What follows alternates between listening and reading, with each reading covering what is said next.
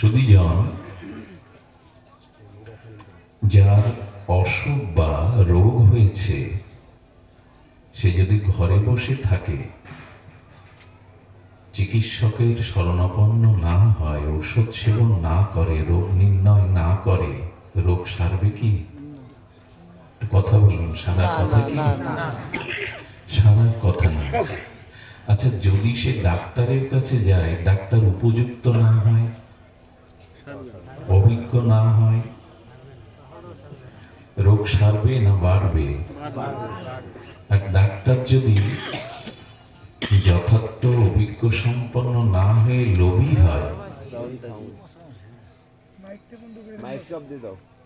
যদি লোভী হয়, এইভাবে থাক বাবা, বারবার এইভাবে যদি লোভী হয়, তাহলে কি করে জানেন?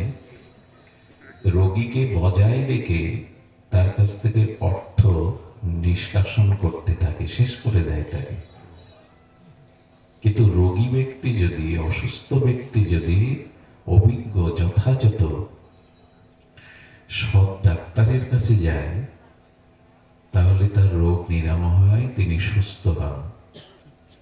এখন আমরাও ভবরোগী, আমাদের ভিতরে কাম, ক্রোধ, হিংসা, অশান্তি, এই রোগগুলো আছে।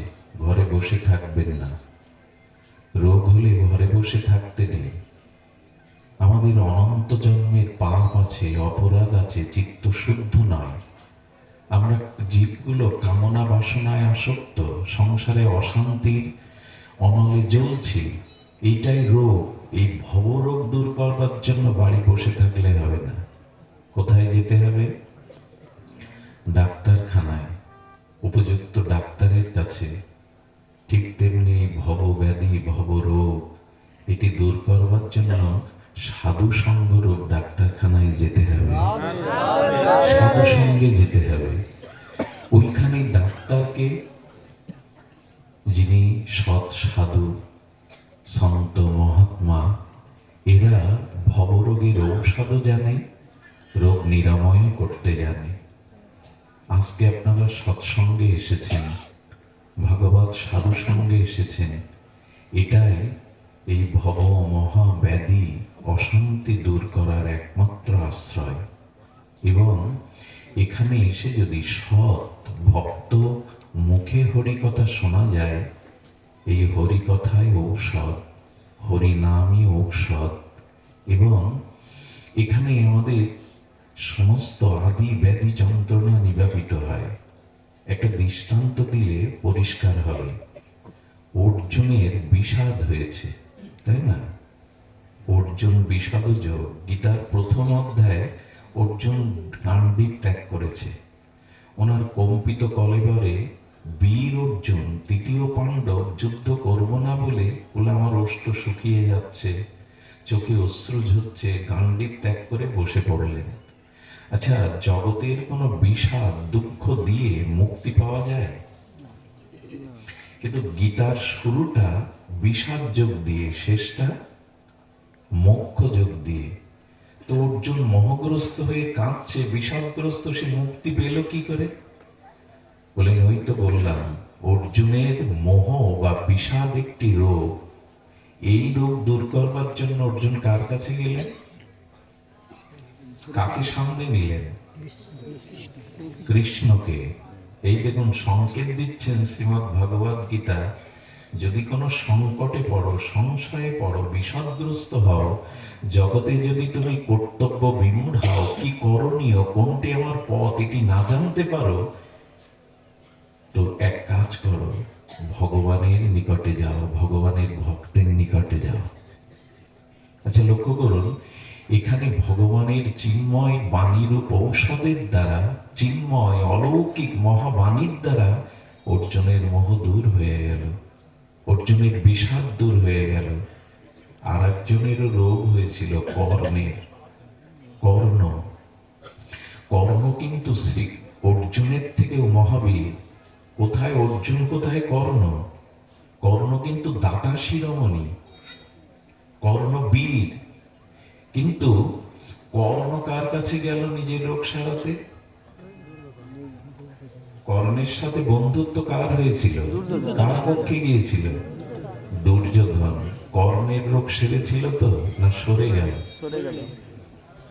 এত বড় তেজস্বী প্রাণ, এত বড় বীর শেষ হয়ে গেল। কারণ সঠিক ডাক্তারের কাছে না গেলে আপনার রক্তের সাথে সাথে আপনাকেও শেষ করে দেবে। তেমনি মনুষ্য জীবনের সমস্যা সমাধানের জন্য আমাদের যথার্থ জায়গায় যেতে হবে। যিনি আমার ভব ব্যাধি নির্ণয় করে ভব মহা ঔষধি দিয়ে আমাকে সুস্থ করতে পারেন। এই সুস্থতা হলো মানসিক সুস্থতা, আত্মিক সুস্থতা। এই জন্য আজ ভগবানের কাছে আমরা কি করে যাব? শুনছেন তো মন দিয়ে? ঘুম আসছে মা? একেমাত্র না ঘুমালে না, হবে না এখান তো? থেকে ঘুমাচ্ছি। ঘুমায় না। সামনে যদি ঘুমান সব শেষ। ধ্যান দিন। ভগবান শ্রীকৃষ্ণের কাছে অর্জুন গিয়েছিলেন, আমরা পাবো কোথায়? বলেন ভগবান কোথায় জানেন? ভগবান কথায়। এই যে হরি কথা, এই কথার মধ্যেই ভগবান। এগুলো অক্ষর না, এগুলো শব্দ না, শব্দ ব্রহ্ম, অক্ষর রস ব্রহ্ম। এই জন্য ভগবান কোথায়? তো ভগবান কথায়। একজন দুগ্ধ পান করে, পয় পান করে সাধনা করে, একজন ফলারি বাবা হয়ে অর্থাৎ ফল খেয়ে সাধনা করে, একজন তীর্থে তীর্থে পরিক্রমা করে, কেউ পূজা থেকে পূজান্তরে পূজা করে চলেছে যুগের পরে যুগ, কিন্তু ভগবানকে পায়নি। একদিন এক সৌম্য শুদ্ধ সাধু বলিল, কোথায় খুঁজছ ভগবানকে? পূজা থেকে পূজান্তরে, তীর্থ থেকে তীর্থান্তরে, পয় পান করে, ফল পান করে ভগবানকে পাওয়া যায় না। বলি তাহলে কোথায় পাবো? বলে তোমার প্রশ্ন ভগবান কোথায়, আমার উত্তর হলো ভগবান কথায়। ভগবানের নাম রূপ লীলা কথার মধ্যে ভগবান। অর্জুনের মতো তেমনি আজ আমরা এই ভগবানের কথারও গীতা ভাগবত ভক্তি শাস্ত্রের কাছে যাব। ওইখান থেকেই ভগবানের আমার ব্যাধি নিরাময়ের, আমার রোগ নিরাময়ের ঔষধ আসবে।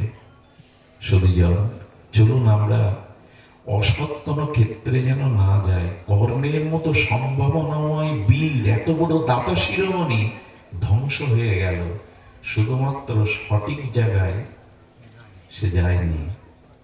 সে দুর্যোধনের সাথেই বন্ধুত্ব করল। আপনাদের মনে আছে কর্ণ হলো সূর্য নারায়ণের পুত্র। সূর্যকে আমরা ভগবান বলি, পঞ্চদেবতার অন্যতম। তার পুত্র কর্ণ। সে কি বলছে জানেন? দুর্যোধনকে বলছেন দ্রৌপদীকে বিবস্ত্র করে তোমার উরুর উপরে বসাও। এই পরামর্শটা কর্ণ দিচ্ছেন দুর্যোধনের পাশে বসে। যার পিতা সূর্য, যার মা কুন্তী দেবী, সেই পুত্রের এমন মনোভাব হতে পারে? পারে একটাই কারণে, কর্ণ সঠিক জায়গায় যায়নি। আমরাও কি গেছি? না।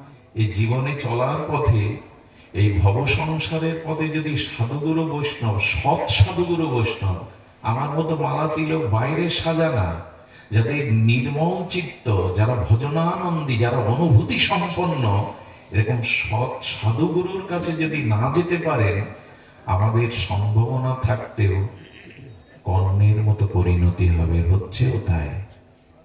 এই জন্য জীবন চলার পথে যদি সৎ কোনো নির্মল সাধুর আশ্রয়ে যেতে পারেন, তার সান্নিধ্য যেতে পারেন, আপনার জীবন বদলে যাবে, বিষাদ দূরে যাবে, আপনি মুক্তির দুয়ার খুঁজে পাবেন। অর্জুন যেমন পেলেন।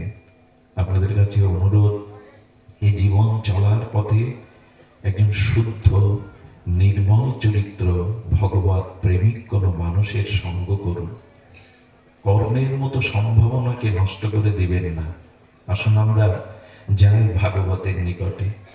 ভাগবত আমাদের কি বলছে ধ্যান দিয়ে শুনুন। নিগম কল্পতরুর গলিতং ফলম সুখ মুখদা অমৃত দুর্বসংযুতম পিবত ভাগবত রসমলয়াম মুহুরহ রসিক ভূমি ভাবুকা। আজ ভাগবত হলো ভগবানের অভিন্ন স্বরূপ, অভিন্ন কলেবর। সেই ভাগবত কি বলছেন? নিগম কল্পতরুর গলিতাং ফলম সুখ মুখদা দ্রব্য সংযুতম, তিনটে বিশেষণ দিয়েছেন এই ভাগবতের। আজকে ভাগবত পাঠ, তো আমরা সেই ভাগবতের স্বরূপটা একটু জেনে নিই। কৃষ্ণ দ্বৈপায়ন বেদব্যাস ভগবান বাদরায়ণী বলছেন ভাগবতের তিনটে বিশেষণ দিয়েছেন। ভাগবত হলো ফল, ভাগবত হলো অমৃত, আর ভাগবত হলো রস। কয়টা হলো? তিনটি। ভাগবত ফল, ভাগবত হলো ফল। দেখবেন আপনি আম্রবৃক্ষে, মানে আম গাছের পাতা, শাখা, শিকড়, তার বকল, এগুলো চিবালে আমের স্বাদ পাবেন? আমের মিষ্টতা, অমৃত স্বাদ পাবেন? পাবেন না। অথচ ওই বৃক্ষ, শাখা, পাতা থেকেই আমের সৃষ্টি হয়। ফল এক জিনিস আর বৃক্ষ আর এক জিনিস। যদিও বৃক্ষ থেকেই ফল পেতে হয়, নাকি? বৃক্ষ থেকেই ফল পেতে হয়, কিন্তু বৃক্ষ আর ফলের স্বরূপ এক কি? আম গাছের শাখা পাতা চিবালে আমের মতো রসমিষ্টতা লাগবে তো, অমৃত স্বাদ লাগবে না। অথচ ওই গাছ থেকেই ফলটি হয়। আরেকটি জিনিস আছে, ধ্যান দিন, আরেকটি জিনিস আছে, ফল আস্বাদন করলে পুষ্টি হয় কিনা? ফলে পুষ্টি আসে কিনা? পুষ্টির সাথে সাথে তুষ্টি আসে কিনা, মানে একটু সন্তুষ্ট আসে কিনা? তাহলে তুষ্টি, পুষ্টি, ক্ষুধা নিবৃত্তি, ফল খেলে ক্ষুধাও, এই তিনটে ক্রিয়া ফলের দ্বারা হয়। গাছের দ্বারা হয় তো? গাছের দ্বারা তুষ্টি, পুষ্টি, ক্ষুধা নিবৃত্তি এটা হয় না, কিন্তু ফলের দ্বারা হয়। ভাগবতকে কি বলা হলো? বৃক্ষ না ফল? নিগম কল্পতরুর গলিত ফলম, শব্দগুলোর দিকে ধ্যান দিতে হবে। ভাগবত কোনো আবেগ গ্রন্থ নয়, দার্শনিক শিরোমণি গ্রন্থ। বেদ, বেদান্ত, উপনিষদ হলো বৃক্ষ, আর সেই বেদ, বেদান্ত, উপনিষদের বৃক্ষের ফল হলেন ভাগবত। ভাগবত আস্বাদন করলে পুষ্টি হবে, হৃদয়ে তুষ্টিতা আসবে, এবং অনন্ত কামনা বাসনার ক্ষুধাও নিবৃত্তি হবে। এই জন্য বেদ আমাদের মূল গ্রন্থ আমরা বলি, কিন্তু বেদ চর্চা করে কজন? বেদের অপরূষীয় শাস্ত্রের এই অপরোক্ষ অনুভূতি কজন আমরা বুঝতে পারি? এই জন্য বেদ বৃক্ষ। আবার লক্ষ্য করুন, মোবাইলগুলো একটু শব্দটা বন্ধ করে রাখুন। শব্দ যন্ত্রের যন্ত্রণা এই শব্দকে রসবিঘ্ন করবে। ধ্যান দিন, বলছি যে বেদ হলো বৃক্ষ। আবার দেখুন, যে ফলে তুষ্টি, পুষ্টি, ক্ষুধা নিবৃত্তি হয়, সেই ফল আবার বৃক্ষ ছাড়া পাওয়া, ফল আকাশ থেকে পড়বে? অর্থাৎ বৃক্ষেরও দরকার, কিন্তু মূল হলো তার ফল। তেমনি বেদ, বেদান্ত যদি বৃক্ষ হয়, ভাগবত হলেন তার ফল। ফলই তো চায়, বৃক্ষ লাগায় কেন মানুষ? ফলের জন্যই তো। আর বলছেন এই ফলে আরেকটি জিনিস আছে, রস। নিগম কল্পতরুর গলিতম ফলম, এই ফলে আবার রস আছে। ফলের রস আছে কিনা? সব ফলেরই রস আছে। ভাগবত হলো রস। কি রস জানেন? এই জগতের রসে জ্বালা ছাড়া, যন্ত্রণা ছাড়া, অভিশাপ ছাড়া নাই। যেমন যৌবন একটা রস, রূপ একটা রস, আস্বাদ্য খাদ্য বস্তু রস। এটা চিরদিন কি থাকে? এই রস পান করতে করতে এই রসে একসময় বিতৃষ্ণা এসে যায়, যৌবনে এসে যায়, রূপে এসে যায়। রসবস্তু কতক্ষণ খেতে পারেন? 24 ঘন্টা পারবেন? রসবস্তু কি 24 ঘন্টা খাওয়া যায়?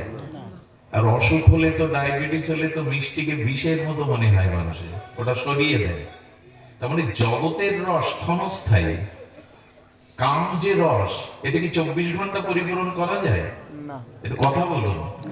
কামনার রস কি 24 ঘন্টায় ভালো লাগে? আর এতে পরে অভিশাপ নেমে আসে, বিরক্তি নেমে আসে, ক্লান্তি নেমে আসে। এই রস ভাগবত রস নয়। যে রস বিন্দু মাত্র পান করলে ওই রসের আস্বাদন উত্তর উত্তর নবনব বেড়ে যায়।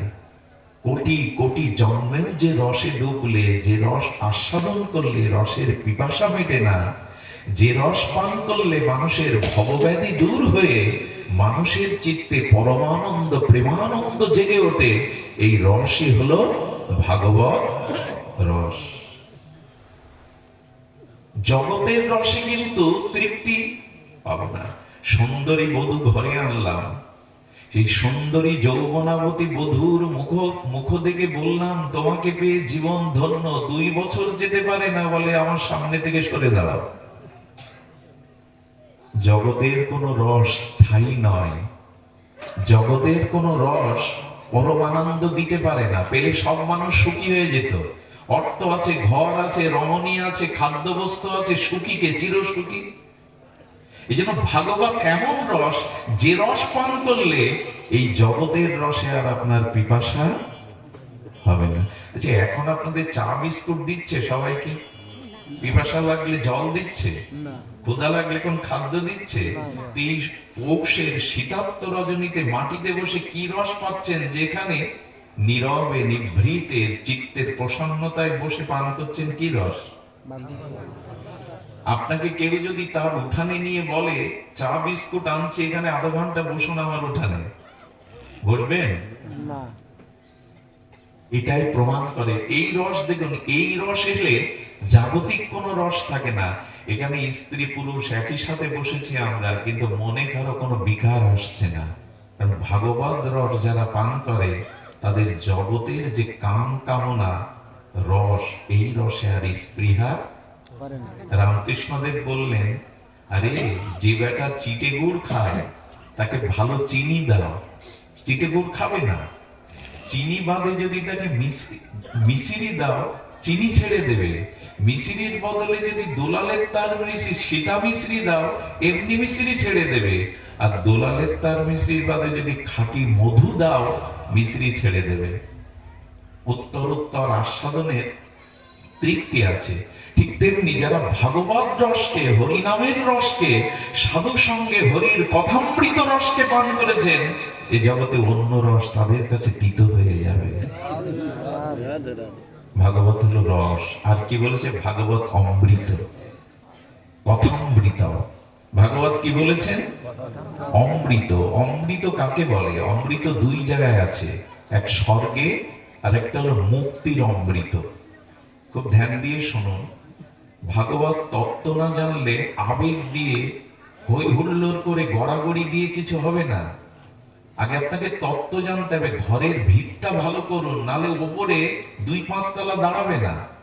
রানা প্লাজার মতো ভিত ভালো না হলে ভেঙে যাবে। আমরা এখন আবেগে চলছি। অনুষ্ঠান মানে আবেগ, উচ্ছ্বাস, এর দ্বারা কিছু হবে না। আবেগ চায়, কিন্তু আগে তত্ত্ব চায়। আগে তত্ত্ব জানতে হবে। দেখুন, বস্তুর মহিমা না জানলে, বস্তুর তত্ত্ব না জানলে, সেই বস্তুর প্রতি আপনার গুরুত্ব আরো অনুরাগ আসবে না। ধ্যান দিয়ে শুনুন। বসো মা, বসো। জয় দাদা। আচ্ছা, তেল দাও। সুধীজন, ধ্যান দিয়ে শুনুন। এক গুরুদেব তার শিষ্যকে একটা মুক্তা দিলেন, আর সেই মুক্তাটা দিয়ে বললেন, এর মূল্যায়নটা করে এসো বাজারে। কে কতটুকু মূল্যায়ন করে? আলু সবজির দোকানে গিয়ে বলছে, এটা কিনবে? সবজিওয়ালা দেখে বলছে, একটু চকচকে কাজ, সাধারণ কাজের থেকে এই কাজটা আরো উজ্জ্বল মনে হচ্ছে। আমার সোনামণিকে আমি খেলতে দেব। এর বিনিময়ে কি দেবে? বলে 2 কেজি বেগুন নাও, 1 কেজি আলু নাও। মুক্তার মূল্য কি হই? উনি ওইখান থেকে মুদি দোকানে গেলেন। মুদি দোকানদার বলছে, এটা সাধারণ কাজ না, কোনো দামি বস্তু হতে পারে। তো এর বিনিময়ে কি দেবে? বলে, আমি আপনাকে 1 বস্তা চাল, 2 বস্তা আটা, ডাল দিয়ে দেব। উনি ওইখান থেকে জহুরির কাছে গেলেন। স্বর্ণের দোকানে যে জহুরি থাকে, মণিমুক্তা যারা নির্ণয় করে, সেই মোহরি দেখে কি বলছেন? সামনে এখন কেউ এসেন না, যেখানে আসে বসুন। সামনে আসলে ভাগবতে বিঘ্ন হবে। কি বলছেন? জহুরি দেখে বলছেন, বাপু কোথায় পেয়েছো? আরে আমার দোকানে যা সোনা দানা আছে সবকিছু দিয়েও এর মূল্য নির্ণয় হবে না। তো রাজধন রাজাদের কাছে থাকে, বস্তু একই, মূল্যায়ন একই কি? সবজির দোকানদার বুঝবে তো মুক্তার মূল্য? ও তো 2 কেজি বেগুন দিয়ে সারতে চাইছে। যেমন আমরা যে হরি কথা শুনতে আসি, হরি কথার তত্ত্বটা কি, এর মহিমা, এর তত্ত্ব যদি না জানেন তাহলে এর উপরে গুরুত্ব ওই আসবো, কিছুটা হই হুল্লোড় করবো, প্রসাদ পেয়ে বাড়ি যাব, নিলাম কি জানা নেই। এই জন্য যে বস্তু শ্রবণ করতে এত মানুষ আপনারা এই শীতাক্ত রজনী অপেক্ষা করে গৃহকর্ম ছেড়ে এই ধুলাতে বসেছেন, জানতে হবে এটি কি। বস্তুর মহিমা না জানলে সেই বস্তুর প্রতি গুরুত্ব আরোপ আসে না। তার মহিমা না জানলে সেই বস্তুর প্রতি তত্ত্বত আসক্তি আসে না। মহিমা না জানলে বস্তুর অনুরাগ জন্মায় না। আসুন আমরা জানি ভাগবত অমৃত। ভাগবতকে কি বলা হলো? অমৃত। অমৃত।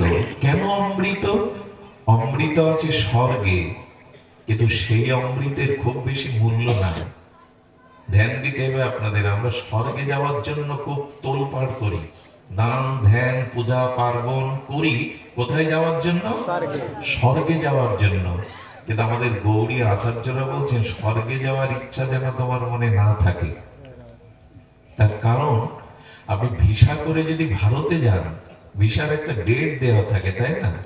যতই প্রভাবশালী হন, ডেটের বাইরে আপনি আর থাকলে তখন ওই দেশের আইনে আপনি অপরাধী হয়ে যাবেন।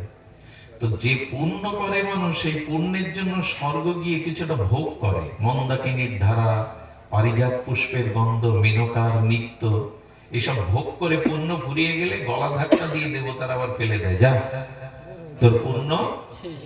হোটেলে কতদিন আপনাকে সার করে জানেন? মানি ব্যাগে যতদিন টাকা আছে, সে 5 তারা হোটেলে যান, আপনাকে সার করবে। এক কাপ চা দেওয়ার জন্য হাত জোর করে বলে, স্যার কি চাই? কিন্তু যদি বলেন আমার পকেটে আর টাকা নেই, আমি হোটেল ভাড়া দিতে পারবো না খাদ্যের, স্যার বলবে তো? সেবা করবে তো? বলে বেরিয়ে এসে যান এই মুহূর্তে। ঠিক স্বর্গে পূর্ণ ফলে গেলে, ওই পূর্ণটুকু ভোগের দ্বারা ক্ষয় হয়ে গেলে, কি ন পূর্ণ মত্ত লোকম বিশ্বন্তি, গীতা বলছে দেবতারা ছুঁড়ে ফেলে দেবে তোমাকে। এই জন্য স্বর্গে যাওয়ার জন্য পূর্ণ কর্ম কর, কারণ স্বর্গের যে অমৃত তা দেবতারাও পান করেছে। আমি দেবতার নিন্দা করলে আমার ভক্তি নষ্ট হবে। তবে শুনুন, দেবতারা অমৃত পান করেও শান্তি পায়নি। দেবরাজ ইন্দ্র, তুমি অহল্লার দিকে দৃষ্টি দিলে। তুমি দেবরাজের পদে আছো, এত বড় পদে আছো, তুমি দেবরাজ ইন্দ্র। গৌতম মুনির স্ত্রী অহল্যা, সুন্দরী মনোরমা সতী সাধ্বী, তাকে সতীত্ব হরণ করলে তুমি। তুমি অমৃত পান করে তোমার ভিতরে কাম যায়নি? কি উত্তর দেবেন? ভগবান একদিন ইন্দ্রকে দেখা দিয়েছে। ইন্দ্রকে বলছেন, আমাকে যে দর্শন পায় আমি তাকে কিছু তো তাকে দিতে হয় বর। ইন্দ্র বর না। ইন্দ্র বলছেন, আমার স্ত্রী সতী সাধ্বী শচী দেবী, ওর থেকে একটা সুন্দরী আমায় দাও। ভগবানের কাছে কি চাইছে দেবরাজ? মেনকাকে দিয়ে দিল। এখন ওই পদে আরেকজন বসেছিল। ইন্দ্র অভিশপ্ত হয়ে যখন পালিয়ে গেছে, একটা রাজ্যে যদি প্রজাতন্ত্রের কেউ মালিক না থাকে তাহলে সেই রাজ্য উচ্ছন্নে যায়। তো কি হয়েছে, দেবতার রাজা ইন্দ্র নাই, তাতে পৃথিবীর নহুষ বলে এক পরাক্রমশালী রাজাকে দেবরাজ ইন্দ্রের পদে বস। তুমি আজ থেকে স্বর্গের রাজা। কি নাম বললাম? ভাগবত বলছে নহুষ। ও কি করলো জানেন? দেবতার আসনে বসে বাম দিকে তাকায়, আমি তো ইন্দ্র হয়েছি, স্বর্গের রাজা হয়েছে, কিন্তু রানী কই? ওই দিকে লক্ষ্য গেছে। তখন গেল ইন্দ্রের স্ত্রী শচীর দিকে দৃষ্টি, বারবার প্রস্তাব দিতে লাগলো, তোমার স্বামী আর ফিরবে না, অভিশপ্ত, তুমি আমার পাশে বসো।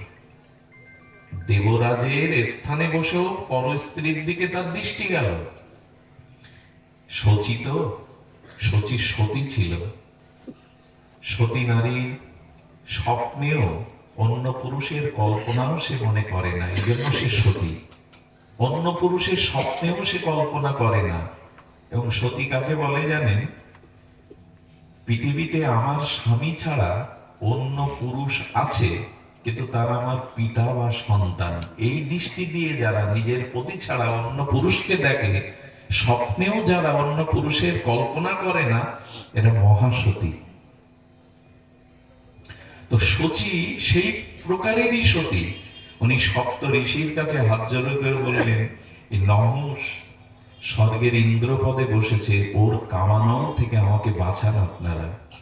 সচিকে আমি একটা জিনিস বলি, জীবনে যদি কখনো সিদ্ধান্ত সংকটে পড়েন, তবে সাধুর কাছে যাবেন, মহতের কাছে যাবেন সমাধান নিতে। ওরা পর দুঃখকে নিজের দুঃখ মনে করে। আত্মীয় স্বজনকে বলবেন, ওরা মুখে ভান করবে যে ওরা দুঃখে দুঃখিত, কিন্তু ভেতরে আনন্দ পাবে। মহতের কাছে সমস্যার সংকটের সমাধান নিতে যেতে হয়। সপ্ত ঋষি বলল, ভয় নেই মা, তুই নহসকে বল যে সপ্ত ঋষির কাঁধে পালকিতে চড়ে ও যদি তোকে নিতে আসতে পারে তোর ভবনে, তবে তুই ওর স্ত্রী হবি। কি বলল?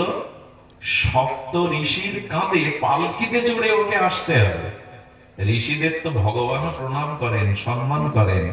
এরা কারা জানেন? বশিষ্ঠ, অত্রি, পুলস্ত, ভৃগু। এদের কাছে গিয়ে নহস কামন্দ হয়ে বলছেন, এই ঋষির দল ওঠো, পালকি নাও, আমাকে নিয়ে সচিকে আনতে যাও। ঋষিরা ধৈর্যশীল, ওরা কাঁধে নিল। যেতে যেতে বলছেন, সর্পের গতিতে চলছো কেন, দ্রুত যেতে পারছো না? এক ঋষির ক্রোধ হয়ে গেল, বলে, তোর মুখে সর্প উচ্চারণ হয়েছে, তবে যা, জগতে সর্প হয়ে জন্ম নেই। সঙ্গে সঙ্গে পৃথিবীতে বিষাক্ত সর্প হতে হলো। স্বর্গের অমৃত পান করে খুব লাভ হয় কি? ওরাও তো পান করেছে। এই জন্য অমৃত প্রকৃত স্বর্গের না, ওই অমৃত কাজে দেবে না, ওদের ভোগ যাবে না, ওদের তৃষ্ণা যাবে না। আরেকটি অমৃত কোথায় আছে জানেন? মুক্তি। কথাগুলি একটু একটু তত্ত্বের কথা, আপনারা একটু ধৈর্য ধরে শুনুন। মুক্তি মানে কি? এই পৃথিবীতে যিনি জন্মান, তাকে কয়েকটা জিনিস বহন করতে হয়। জন্ম, মৃত্যু, জরা, ব্যাধি, ক্ষুধা, পিপাসা। এটা রাজা থেকে ভিখারি, এই ছয়টা তাকে বহন করতে হয়। কি কি বললাম? জন্ম, মৃত্যু, জরা, ব্যাধি, ক্ষুধা, পিপাসা। কার নেই? তো আমাদের পূর্ব জন্মের কর্মফল অনুযায়ী এই সুখ দুঃখ ভোগ করতে জন্ম, মৃত্যু, ক্ষুধা, পিপাসা, এই জন্য এই ছয়টি তরঙ্গায়িত মৃত্যুময় সাগরে বারবার আসতে হয়। মুক্তি কাকে বলে জানেন? এই পুনঃ পুনঃ আর আসা যাওয়া থেকে চিরদিনের মতো স্থায়ী সুখ পাওয়া। জন্ম নেই তো মৃত্যু নেই, জন্ম নেই তো কর্মফল ভোগ নেই, একে বলে মোক্ষ বা মুক্তি। বলে এটাকেও অমৃত বলে, কিন্তু এটাও অমৃত না, এটাও প্রকৃত অমৃত না। কেন জানেন? আপনি চিনি যদি হয়ে যান, চিনি খাবার স্বাদ আস্বাদন করতে পারবেন? আপনাকে প্রস্তাব দেওয়া হলো, আপনি চিনি খেতে চান না চিনি হতে চান? বুদ্ধিমান কি বলবে? বুদ্ধিমান বলল, চিনি হয়ে কি আছে, জন্ম, মৃত্যু, জরা, ব্যাধি নেই, আমি লীন হয়ে গেলাম, এতে কোনো লীলা নেই, এতে কোনো আনন্দ নেই, স্ফূর্তি নেই, স্থায়ী সুখ। আমার জন্ম মৃত্যু থাকলো না, প্রারব্ধ কর্মফল থাকলো না, কিন্তু নূতন কোনো আনন্দ, নূতন কোনো আস্বাদন এটি থাকলো না। এই জন্য মোক্ষামৃতকেও ভক্ত ত্যাগ করেছে, করে বলছেন, হে ভগবান, তোমার প্রিয় ভক্ত সঙ্গে তোমার নাম রূপ লীলা অমৃত পান করে আমি আনন্দ পেতে চাই। তোমার নাম রূপ লীলা অমৃত। তারক গোসাই লীলামৃত লিখেছেন, ওখানে অমৃত বলছেন। তারক গোসাই কি লিখেছেন? লীলামৃত, অর্থাৎ ভগবানের লীলাটাই অমৃত। যারা শ্রবণ করে সেই লীলা, তারাও সেই অমৃতের অধিকারী। এই জন্য প্রকৃত অমৃত মোক্ষ নয়, প্রকৃত অমৃত স্বর্গ নয়। প্রকৃত অমৃত হলো শুদ্ধ ভক্ত সঙ্গে বসে ভগবানের অপরূপ নাম রূপ লীলা, এই অমৃত শ্রবণ করা, এই অমৃত করো পান, এটাই প্রকৃত অমৃত। এবং আমি বহুবার বলেছি, এহেন সাধু সঙ্গে হরিকথা স্বর্গে নাই। স্বর্গের দেবতারা সাধু সঙ্গ হরিকথা শোনার ভাগ্য পায়নি।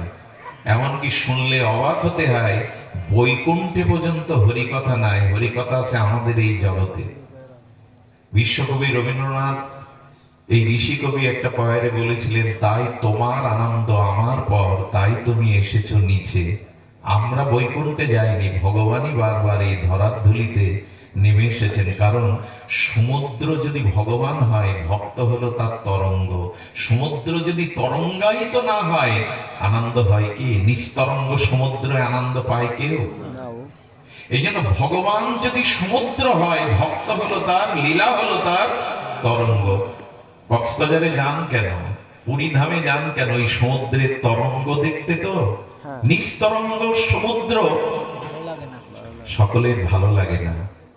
এই জন্য এই জগতেই কেবল সাধুগুরু বৈষ্ণব কৃপা করে নেমে আসেন অমৃত অমর লোক থেকে, এসে ভক্ত সঙ্গে এই লীলামৃত, কথামৃত, সঙ্গামৃত, এই হরি নামামৃত আমাদের পান করান। এই নামামৃত পান করলে আমাদের আর ভবক্ষুধা তৃষ্ণা থাকে না। এটাই হলো প্রকৃত অমৃত। ভাগবতের তিনটে বিশ্লেষণ কি হলো? ভাগবত হলো ফল, ভাগবত হলো রস, ভাগবত হলো অমৃত। যিনি এই তিনটে একই সাথে উপভোগ করেন, তার ভাগ্য কতখানি দেব। এই জন্য সাধু সঙ্গ, হরি কথা যেদিন পাবেন, জানবেন আপনার জীবনের সব থেকে বড় সুদিন সেই দিন। মেঘে ভরা দিন দুর্দিন নয়, যেদিন সাধু সঙ্গে হরি কথাবিহীন, সেদিনই দুর্দিন।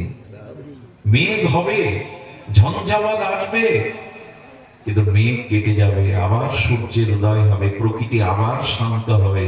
কিন্তু যেদিন আমার সাধু সঙ্গে হরি কথামৃত আস্বাদন হলো না, এই দিনটাই দুর্দিন।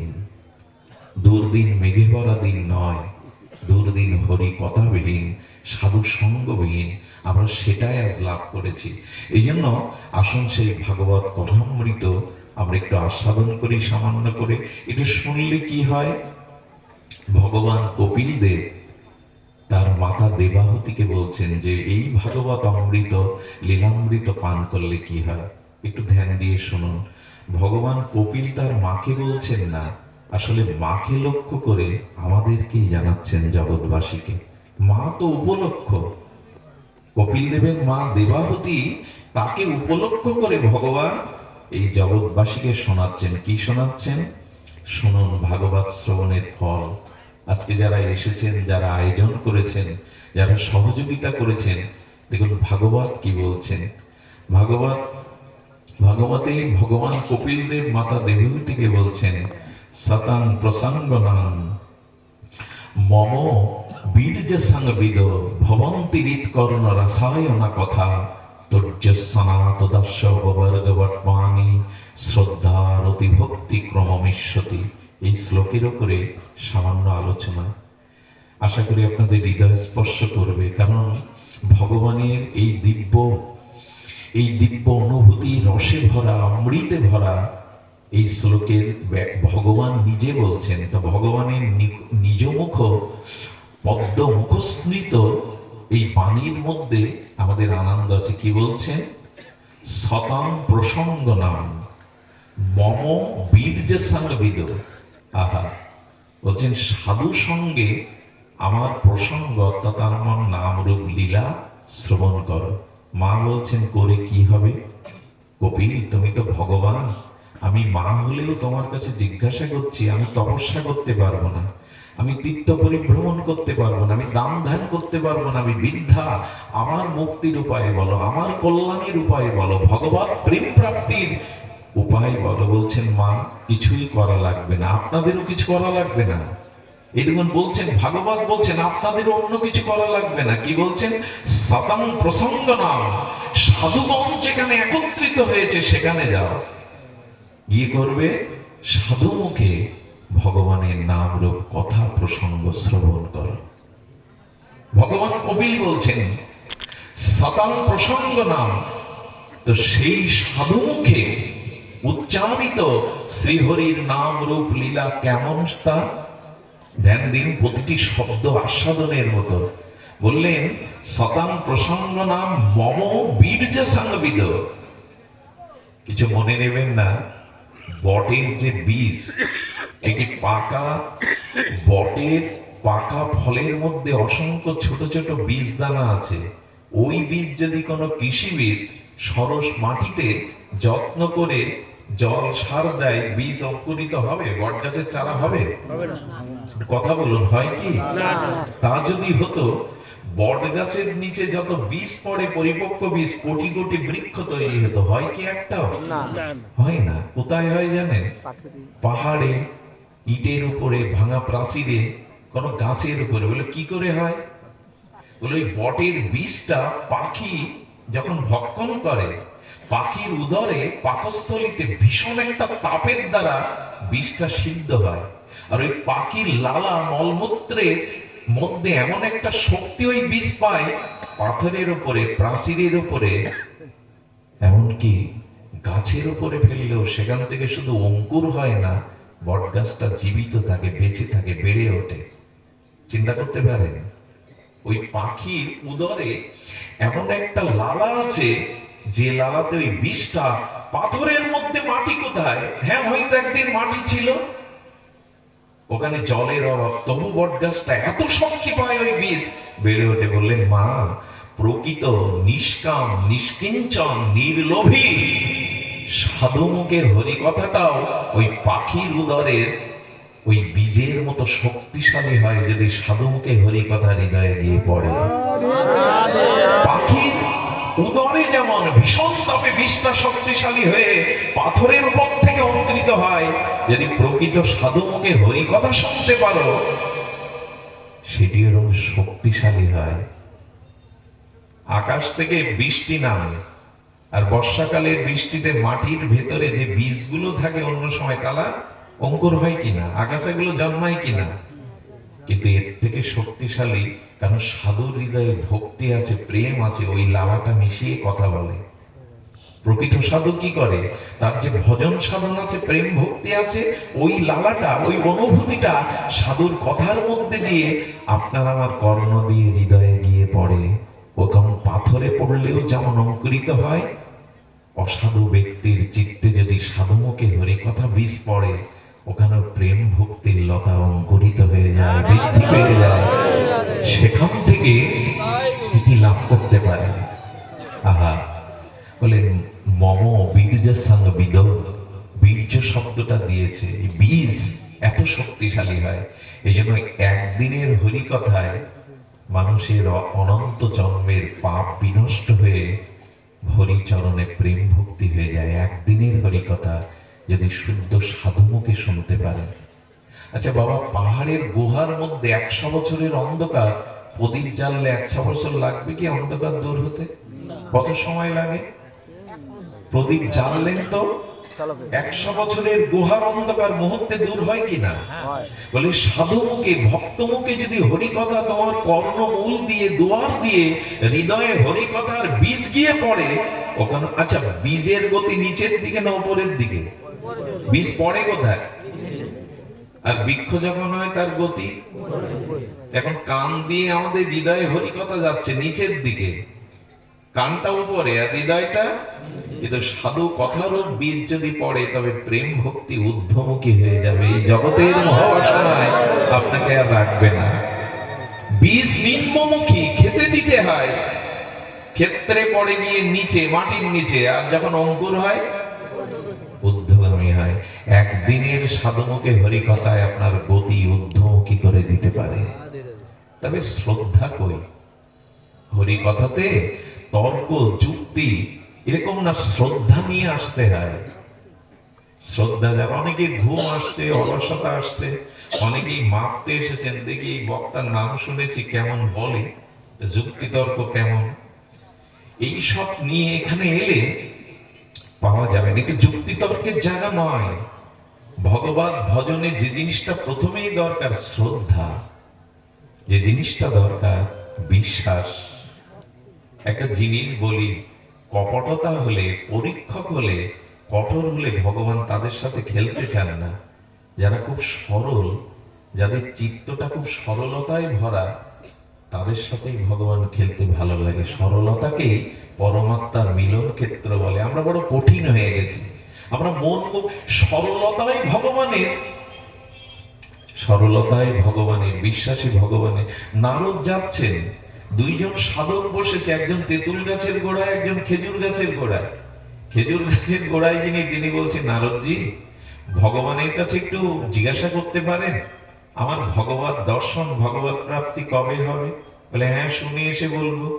তেঁতুল বৃক্ষে যিনি আছেন, তিনি বলছেন, আপনি যদি কৃপা করে একটু জানাতেন কত জন্ম পরে তার চরণ পাবো। বলে, জানাবো। ভগবানের কাছ থেকে জেনে এসে দুইজনকে বললেন, এই খেজুরের পাতা যে কটা আছে না, এই খেজুরের পাতা যতটা সংখ্যা, তত জন্ম তোমার ভজন করলে তুমি হরি পাবে। তেঁতুল বৃক্ষের তলে যিনি, তাকে বললেন, তেঁতুলের পাতা বেশি না খেজুরের পাতা? তেঁতুলের পাতা গুণে শেষ করা যাবে? ভগবান বলে দিয়েছেন, এই তেঁতুলের পাতা যতটুকু, তত জন্ম পরে ভজন করলে তুমি পাবে। খেজুর বৃক্ষের তলে যিনি নারদের এই সংবাদ শুনলেন, তিনি বললেন, ধুর, বাড়ি যায়, এত জন্ম ধরে ডাকলাম, আরো এত জন্ম ধরে অপেক্ষা করতে হবে, আর ভজন সাধন না। কিন্তু তেঁতুল বৃক্ষের এই সরল হৃদয়, নিষ্পাপ হৃদয়, সহজ সরল, তিনি বলছেন, আহারে, তেঁতুল পাচের গাছা অসংখ্য হোক, কিন্তু গোবিন্দ তো বলেছেন আমাকে কৃপা করবেন। ওই বিশ্বাসে নাচতে শুরু করেছে, ওই বিশ্বাসে গড়াগড়ি দিতে শুরু। ভগবান তো বলেছেন আমায় কৃপা করবেন। সঙ্গে সঙ্গে ভগবান প্রকার, প্রভু, আপনি যে নারদকে বলেছেন এতগুলো পাতা, যত জন্ম তত, বলে, বলেছিলাম, কিন্তু তোমার আপাত বিশ্বাস দেখে আর থাকতে পারলাম না। বিশ্বাসের কারণে তোমার সামনে, তোমার বিশ্বাসে আমাকে টেনে এনেছে তোমার কাছে, সরলতায়। আজ আমরা বড় কপট, বাইরে এক রূপ, ভেতরে আর এক রূপ। মুখে একরকম বলি, অন্তরে একরকম। ভগবান এদের সাথে খেলতে চায় না। ভগবান কাদের সাথে খেলে জানেন? চলুন বৃন্দাবনে যায়। ব্রজে খেলছেন সখাদের সাথে। মধুমঙ্গল ব্রাহ্মণ, কৃষ্ণের সখা, সুধীজন, আসতে। মধুমঙ্গল কি বলছেন? আরে কৃষ্ণ, তুই ভগবান? আচ্ছা, ভগবানকে জিজ্ঞাসা করা যায় এইভাবে, তুই ভগবান? হ্যাঁ, জিজ্ঞাসা করুন, আপনি কি সচ্চিদানন্দ ভগবান, ষড়ৈশ্বর্য? দেখুন এদের সরলতা দেখুন। মধুমঙ্গল বলছে, তুই ভগবান? আমরা ব্রজে শুনছি তুই নাকি তোর পিতা নন্দ বাবাকে বরুণ লোক থেকে নামিয়ে এনেছিস। কৃষ্ণ তখন বলছেন, আজ একটু প্রমাণ করি না আমি ভগবান। বলে, হ্যাঁ রে, আমি ভগবান। তাহলে বরুণ লোকে যাবো কেন? ব্রহ্মা আমাকে নমস্কার করবে কেন? শিব আমাকে স্তুতি করবে কেন? তখন বলছে, তুই ভগবান? বলে, তা প্রমাণ দে। আজ ভগবানকে প্রমাণ দিতে হচ্ছে যে আমি, তাও পেরে উঠছেন না। বললেন, আচ্ছা, তোরা আমাকে ভগবান ভাবছিস না। আচ্ছা, আমি যে গিরিরাজ গোবর্ধন কনিষ্ঠ অঙ্গুলিতে 7 দিন ধারণ করলাম, এটি কি মানুষের কাজ, বালকের কাজ? বলেন, কৃষ্ণ, অত বোকা বানাবি না, আমরাও ঘি মাখন খাই। আমি মধুমঙ্গল, ব্রাহ্মণ ঘরের ছেলে। আরে, তুই একা ধরেছিল, আমরা লাঠি ঠোঙা নিয়ে তো ওই 7 দিন ওইভাবে ঠেকনা দিয়েছিলাম, তোর একার বলে হয়েছে? আর একটা জিনিস হয়েছে, যে গিরিরাজকে আমরা পূজা করেছিলাম, তাই সন্তুষ্ট হয়ে একটা বাচ্চা ছোট ছাতা ধরতে পারে না হাতে। এতে তোর ভগবান প্রমাণ হয় কি করে? বলে, অগাসুর বগাসুর বধ করলাম। বলে, তোর মধ্যে নারায়ণ এসে, আমরা নারায়ণের পূজা করি, আমরা নারায়ণের আরাধনা করি, তোর মধ্যে এসে ভূত যেমন কারো ঘাড়ে লাগলে মাথায় কলসি নিয়ে যায়, অমুক ডাল ভাঙে, তুই করেছিস।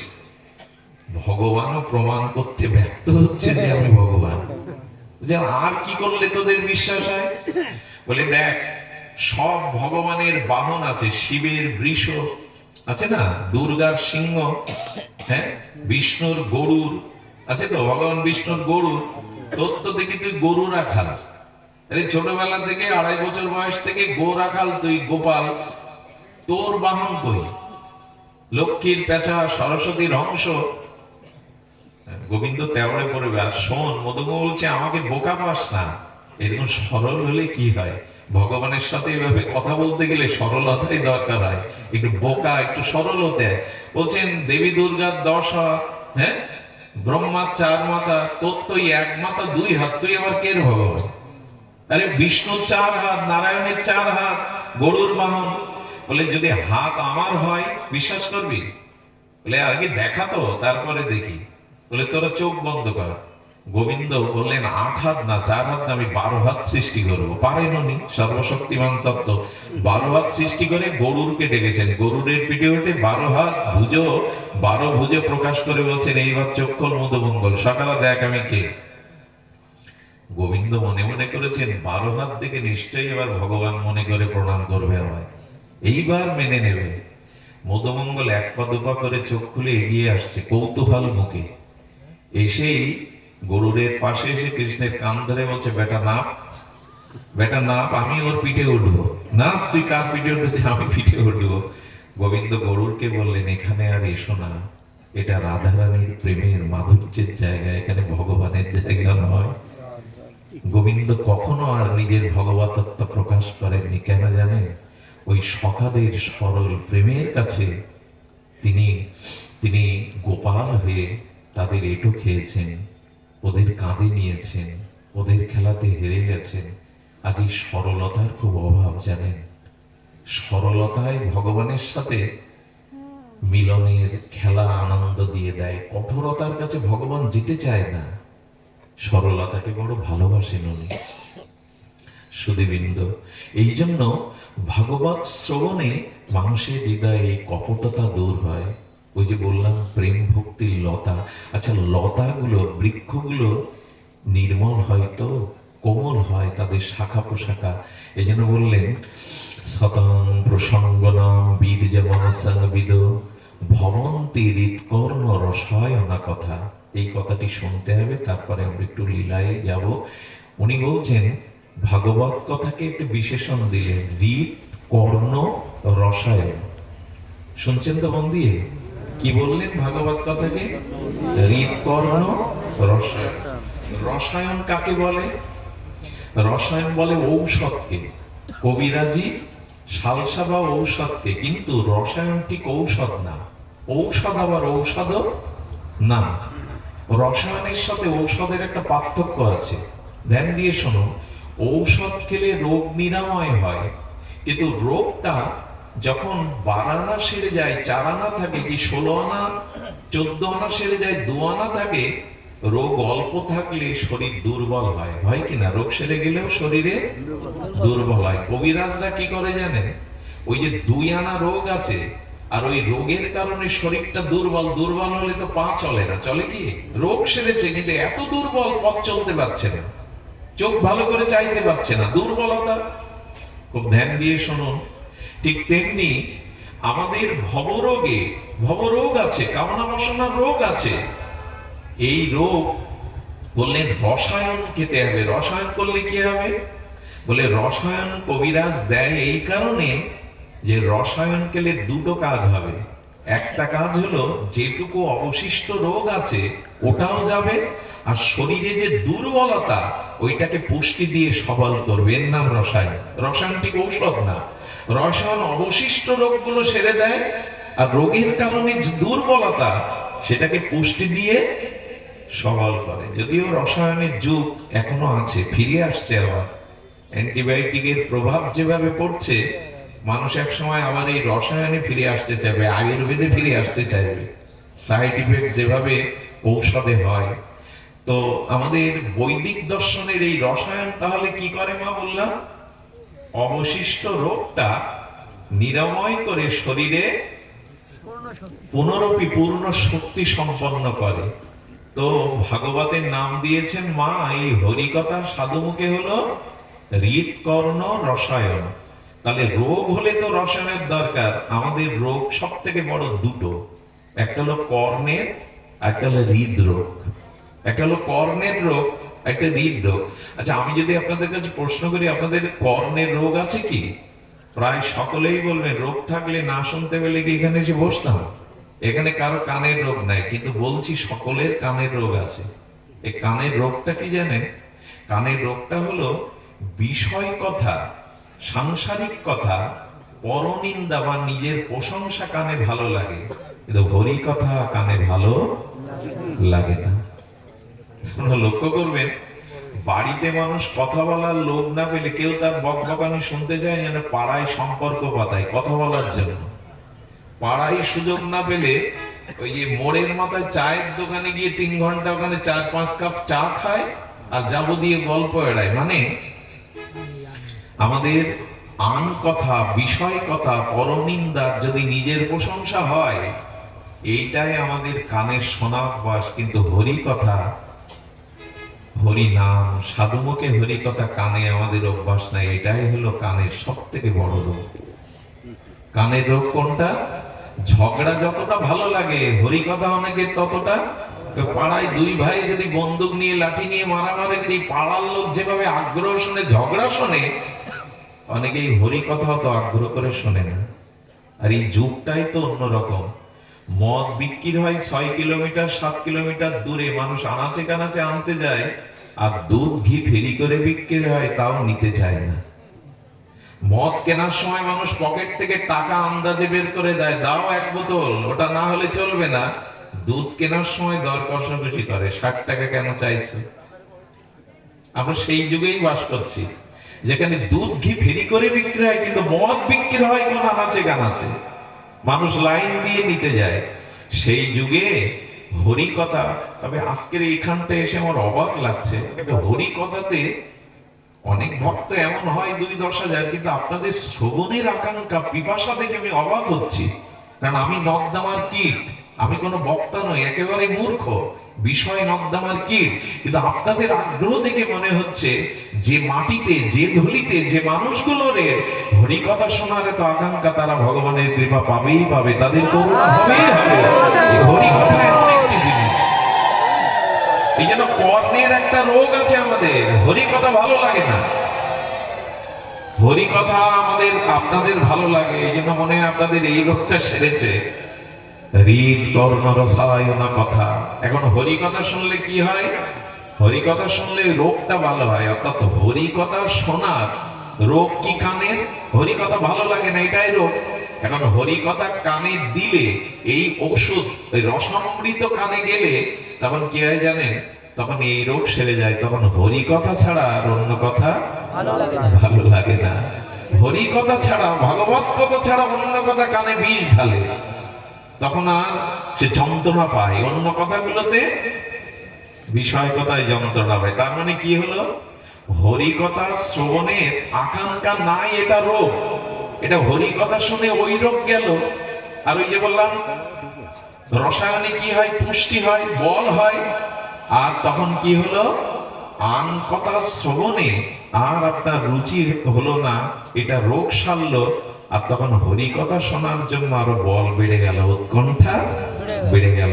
এই জন্য কর্ণের রসায়ন হলো হরি কথা। একবার যার কানে অমৃত ভালো লাগে, একবার যার কানে এই ঔষধ দিয়েছেন হরি কথামৃত, অন্য কথা তার কাছে জ্বালা ধরায়। সুধীবৃন্দ, আমাদের এই সাধনের পথে, ভজনের পথে 5টি বাধা, খুব মন দিয়ে এই কথাটি হৃদয়ে লিখে নিতে হবে। 5টি বাধা কি জানেন?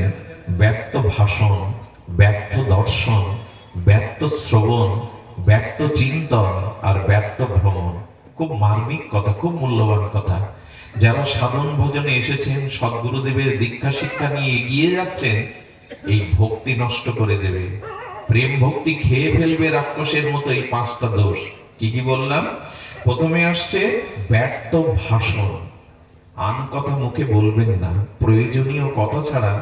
হ্যাঁ, চাকরি করতে হয়, ব্যবসা করতে হয়, প্রয়োজনীয় কথা বলুন, অন্য সময় বেশি বক বক করবেন না। আন কথা বলাতে আয়ু, স্মৃতিশক্তি নষ্ট হয়, এবং 10টা আন কথা বলতে গিয়ে এমন একটা অপরাধ কথা, শত্রুতার কথা, বাজে কথা বেরিয়ে পড়ে। ওই একটা কথাই আপনার জীবনে সর্বনাশ ডেকে আনতে পারে, শত্রুতা ডেকে আনতে পারে। দয়া করে ব্যর্থ ভাষণ, বক বক করে কি লাভ জগতে? ফেনা তুলে দিয়ে কি লাভ? যে আমার জামাই বলছি, আমার মেজো জামাই প্রফেসর, আমার সেজো মেয়ে মাস্টারি করে, এই সব ব্যর্থ কথা বলে কি লাভ মানুষের কাছে? ভগবত কথা বলুন, হরির কথা বলুন, মহাপুরুষের লীলা চরিত্র কথা বলুন। আন কথা যেখানে এখানে যাবেন না। এই আন কথার মধ্যে ঘুলে পড়ে গেলে আর উঠতে পারবেন না। এটা একটা ব্যাধি রূপে সংক্রামিত হবে আপনার মধ্যে। এই জন্য ব্যর্থ ভাষণ, এগুলো ব্যর্থ কথা জগতে। আন কথা বল, প্রয়োজনে কথা বলুন। ব্যবসা করতে হয়, চাকরি করতে হয়, প্রয়োজনে কথা বলুন। আন কথা বলে লাভ নেই। এই যে ব্যক্ত ভাষণ, এর দ্বারা জীবনের, এর মধ্যে দিয়ে জীবনের ভক্তি শূন্য হয়ে যায়, আমাদের ভিতরে দোষ প্রবেশের সুযোগ পায়। আচ্ছা, ব্যক্ত ভাষণ দূর হয়, এর ঔষধ কি? বলে ব্যক্ত ভাষণ দূর হয় তিনটে জিনিসে। একটা হলো শ্রীহরির কথা মুখে বলা, হরির নাম জিহ্বায় উচ্চারণ করা। জিহ্বার দুটো কাজ, সব ইন্দ্রিয়ের একটা করে কাজ, জিহ্বার দুটো কাজ। জিহ্বা জ্ঞানেন্দ্রিয় আবার কর্মেন্দ্রিয়। পাটা কর্মেন্দ্রিয়, চলতে হয়। হাতটা কর্মেন্দ্রিয়, হাত দিয়ে কর্ম করতে হয়, কিছু আহার মুখে তুলতে হয়। চোখটা জ্ঞানেন্দ্রিয়, এ দিয়ে দেখতে হয়। কিন্তু জিহ্বা একাধারে দুই ইন্দ্রিয়, কর্মেন্দ্রিয়, মানে বাক্য বলতে হয়, এটা কর্ম। আর রস আস্বাদনের জ্ঞান দেয়, কোনটা কটু রস, তিক্ত রস, অম্ল রস, এই জ্ঞান করিয়ে দেয়। এই জন্য জিহ্বা হলো দুটো তত্ত্ব, জ্ঞানেন্দ্রিয় কর্মেন্দ্রিয় দুটোই। অন্য ইন্দ্রগুলো একটা একটা নিয়ে আছে, জিহ্বা দুটো নিয়ে আছে। এই জন্য জিহ্বাকে যে সংযত করতে পারেনি, তার ভজন সাধন নাই। রাত দিন বক বক করবেন, নাম কথা বলবেন, ওতে মেধা থাকে না, স্মৃতি থাকে না, ওতে ভগবত ভক্তি যেটুকু আছে ভেতরে নষ্ট হয়। এই জন্য বললেন ব্যর্থ ভাষণ দিও না। এটা দূর হয় কি করে? বলে ব্যর্থ ভাষণ দূর হয় ভগবানের নাম লীলা স্মরণ করলে, ভগবানের নাম মুখে বললে, ভগবানের লীলা হৃদয়ে স্মরণ করলে ব্যক্ত ভাষণ দূর হয়, ব্যক্ত চিন্তন দূর হয়। এই ব্যক্ত চিন্তনটা কি? এখানে বলছেন দুটো রোগ সারে কি করে বললাম, একটা কানের রোগ আর একটা কিসের রোগ বললাম? হৃদয়ের রোগ। কই মন দিয়ে শুনছেন আপনারা? এখনই ভুলে গেলে তো হবে না। হৃৎকর্ণ রসায় অমৃত হরি কথা, একটা হৃদয়ের রোগ আর একটি কর্ণের রোগ। কর্ণের রোগটা আমরা শুনলাম, হৃদয়ের রোগ কি? হৃদরোগ কাকে বলে? মাঝে মাঝে পেপার পত্রিকায় পড়েন না, অমুক লোক হৃদক্রিয়া বন্ধ হয়ে মারা গেছেন। সেই হৃদরোগ না, আমি ওই হার্ট অ্যাটাকের কথা বলছি না। হৃদরোগ দূর হয় ভাগবত শুনলে। সে কোন হৃদরোগ? হৃদয় মানে মন। আর আমাদের মনের রোগ কি জানেন? ওখানে কুচিন্তা, কুভাবনা, ও বিষয়গুলোই চিন্তায় আসে। মনে কি চিন্তা আসে? একটা জিনিস বলি, দেখুন কিছু কিছু প্রাণী আছে, বাঘিনী যেমন, সর্পিনী যেমন তার নিজের শাবক বাচ্চাকে খেয়ে ফেলে ক্ষুধার মাথায়। আপনার মনে যদি ভগবত চিন্তা, সৎচিন্তা ব্যতীত কামনা বাসনার চিন্তা আসে, তা আপনাকেই খেয়ে ফেলবে ওই চিন্তা। সর্পিনী যেমন বাচ্চাকে খায়, বাঘিনী, ওই চিন্তা আপনাকেই খেয়ে ফেলবে। আরে মৃত শরীরটাকে তো চিতার আগুন খেয়ে ফেলে, আর কুচিন্তা আপনার জীবনটাকেই, অনন্ত জীবনটাকেই খেয়ে ফেলে। মানুষ এখন করে কি? মানুষের হৃদরোগ কোনটা জানেন? এই মনে সৎচিন্তা নেই, ভগবানের নাম রূপ লীলা চিন্তা নেই, কামনা বাসনা জগতের চিন্তা, দুশ্চিন্তা, এইগুলি। এই হৃদয়ের রোগটা এক জন্মের নামা। ভাগবতে কেন এসেছেন কষ্ট করে? এই হৃদরোগ সারার জন্য। মনটা, মনের রোগ কোনটা? কুচিন্তা, অন্য বিষয় চিন্তা, সংসারিক চিন্তা, ভয়ের চিন্তা, ভবিষ্যতের চিন্তা। এই চিন্তায় কুড়ে কুড়ে খাচ্ছে মানুষকে। পৃথিবীতে এত রোগ ছিল না 100 বছর আগে। আপনাদের এই অঞ্চলে কেন, সারা পৃথিবীতে দেখুন মানুষের এত রোগ ছিল না। কারণ মানুষের মনে আসলে প্রয়োজন বেশি ছিল না, এই জন্য চিন্তাও ছিল না। একটু ফসল হলো, দুমুঠো শাকসবজি নিয়ে বেঁচে থাকলাম, দুটো কাপড় হলো, এতে এখন চাহিদা বেড়ে গেছে, চিন্তাও বেড়ে গেছে। কথা কি বোঝা যায়? মানুষের জীবনে যত প্রয়োজন বাড়ে, চাহিদা বাড়ে, তত তার চিন্তা। পূর্বে 100 বছর মানুষের এই চিন্তা ছিল না। দুটো কাপড় হলেই মা ঠাকুরমা বছর কাটিয়ে দিত। একটু চাউল থাকলে, সবজি থাকলে, এই চিন্তায় মানুষকে কুড়ে কুড়ে খেয়ে ফেলছে। ভাগবতের এই হৃদরোগ ভালো। এখানে আমি বিশ্বাস করি যারা মন দিয়ে হরি কথা শুনছেন, এখন বাজে চিন্তা, কুচিন্তা, সংসার চিন্তা আপনার হৃদয়ে স্থান নিতে পারবে না, তারা সম্ভব নয়। এই জন্য তো বলছে ভাগবত কেন শুনতে হয়? হৃদরোগ ভালো হয়। কি হয়? হরি কথা যেই করণে গেল, এই রসায়ন হৃদয়ে প্রবেশ করলো, তখন কুচিন্তাগুলো, আনচিন্তাগুলো, এটা দূর হবে। আর কি হবে জানেন, তখন ওখানে সৎ চিন্তা, ওই যে একটা রোগ দূর হলো, এই যে অসৎ চিন্তা, বিষয় চিন্তা, কামনা কামিনীর চিন্তা, এই চিন্তাগুলো দূর হলো, ভগবত কথামৃত রসায়নে গেল। আর কি হলো, তখন চিত্ত ভগবানের নাম রূপ, এই ব্যর্থ চিন্তন ছেড়ে ভগবানের নাম রূপ লীলা। কি বলবো আপনাদের, আমাদের বৃন্দাবনে সরব গোস্বামী, রূপ সনাতনের নাম শুনেছেন না? রূপ সনাতন, এরা 56 দণ্ড জেগে থাকতো, 4 দণ্ড ঘুমাতো, 4-24 মিনিট দিন রাতের মধ্যে ভজন করত, কিন্তু ঘুমের মধ্যেও তারা রাধা মাধবের লীলা দেখত। আমরা ঘুমের মধ্যে কি দেখি? স্বপ্নে। এখন তো ভালো ঘুম হয় না মানুষের বাংলাদেশের 10% মানুষের ঘুমের বড়ি খেয়ে ঘুমাতে হয়, আমেরিকা 25% মানুষ ঘুমের বড়ি খেয়ে ঘুমায়। এরপরে ওই যে বললাম, খাট কিনতে পারেন 2 লাখ টাকা দিয়ে, ঘুম কিনতে পারবেন না আপনি। ঘুম কেনা যায় না। মানুষের এখন সুনিদ্রা নেই, যেটুকু ঘুমায় সব স্বপ্ন দেখে, আগুন লেগেছে, বাঘে তাড়াচ্ছে, এইসব। এই দেখেই ওই ঘুমটাও যে শান্তির, তাও নষ্ট করে দেয়। কারণ মনে তো ওইগুলোই আছে, মনে তো ওই কুচিন্তা, সংসার চিন্তা, অশুভ চিন্তা আছে, তো স্বপ্নে কি দেখবেন আপনি? 4 দণ্ড ঘুমাতেন তো লীলা দেখতেন, রাধা মাধবের লীলা দেখতেন। আমাদের এমন কবে হবে জানেন? এই ব্যর্থ চিন্তাটা দূরে যাবে, হরি চিন্তাটা হৃদয়ে এলে। ওইখানে ভগবানের চিন্তা দিন। তা না জানলে, হরির লীলা না জানলে, হরির মহিমা না জানলে, হরির অমৃত লীলা সাধন না জানলে, ওখানে কি দেবেন আপনি? যা দেখছে এখন আমাদের তাই হচ্ছে ব্যর্থ চিন্তন। এই ব্যর্থ চিন্তনই আমাদের জীবনকে কুড়ে কুড়ে নষ্ট করে দিচ্ছে। বাংলাদেশের যুবক যুবতী যারা বিশ্ববিদ্যালয় কলেজে পড়ে, 30% মানসিক রোগী হয়ে গেছে, শুধুমাত্র এই ব্যর্থ চিন্তা করতে করতে। ব্যর্থ চিন্তা মানুষকে রাক্ষসের মতো কুরে কুরে খায়। এই জন্য দয়া করে হৃদরোগ সারান। এই হৃদয়ে অনেক জন্মের এই ব্যর্থ চিন্তন, বিষয় চিন্তা, এই রোগ হরি কথামৃত রসায়ন যদি হৃদয়ে যায়, আর অন্য চিন্তা আসবে না। বিশ্বাস করুন, এই আস্তে আস্তে আমরা যখন পাঠে আসি, আসতে তো 4 ঘন্টা সময় লাগলো, এই 3.5 ঘন্টা লাগে। এই সময় নাম চলতে থাকে আর ভগবত চিন্তনটা হতে থাকে। কিছু বলতে হবে তো, হরি কথা চিন্তাই তো হৃদয়ে আগে আসতে হবে, আগে তো হৃদয়ে আসতে হবে। এই জন্য সর্বদা ভগবত চিন্তনটা হৃদয়ে স্থান দিন। রান্না করতে বসেও করুন, অফিসে কাজ না থাকলে করুন, স্কুলে ক্লাস না থাকলে সৎ গ্রন্থ বা সৎ চিন্তা করুন। এই চিন্তা মনে মনে করা যায়, কিন্তু এই কথা বলে কি লাভ আছে? করি আমরা, আপনারাই করবেন।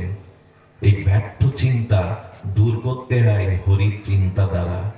ভগবানের নাম রূপ চিন্তা যখনই হৃদয়ে দেবেন, তখন ব্যর্থ চিন্তা এখন যেমন দাঁড়াচ্ছে না আপনাদের হৃদয়ে।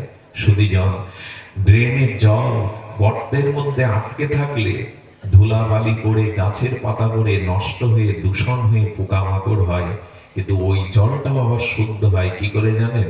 যখন আকাশ থেকে ঝড়ো ঝড়ো বৃষ্টি নামে, ওই বৃষ্টির স্রোত জলটা ড্রেনে গিয়ে পড়ে, ড্রেনের ওই পোকামাকড় দূষিত জলটা এই বৃষ্টির জলের স্রোত গিয়ে তুলে ফেলে, তুলে নিয়ে নদীতে নিয়ে ফেলে দেয়, তখন আর পোকাও থাকে না, দূষণও থাকে না। ঠিক আমাদের ওই ব্যর্থ চিন্তাগুলো, বিষয় চিন্তাগুলোর মধ্যে কান দিয়ে হরি কথামৃত প্রেমের বৃষ্টি যেদিন হৃদয়ে যাবে, এই হরির নাম রূপ লীলা কথা ওই ব্যর্থ চিন্তাকে দূরে সরিয়ে দিয়ে ভগবানের চরণে নিয়ে যাবে আপনাকে।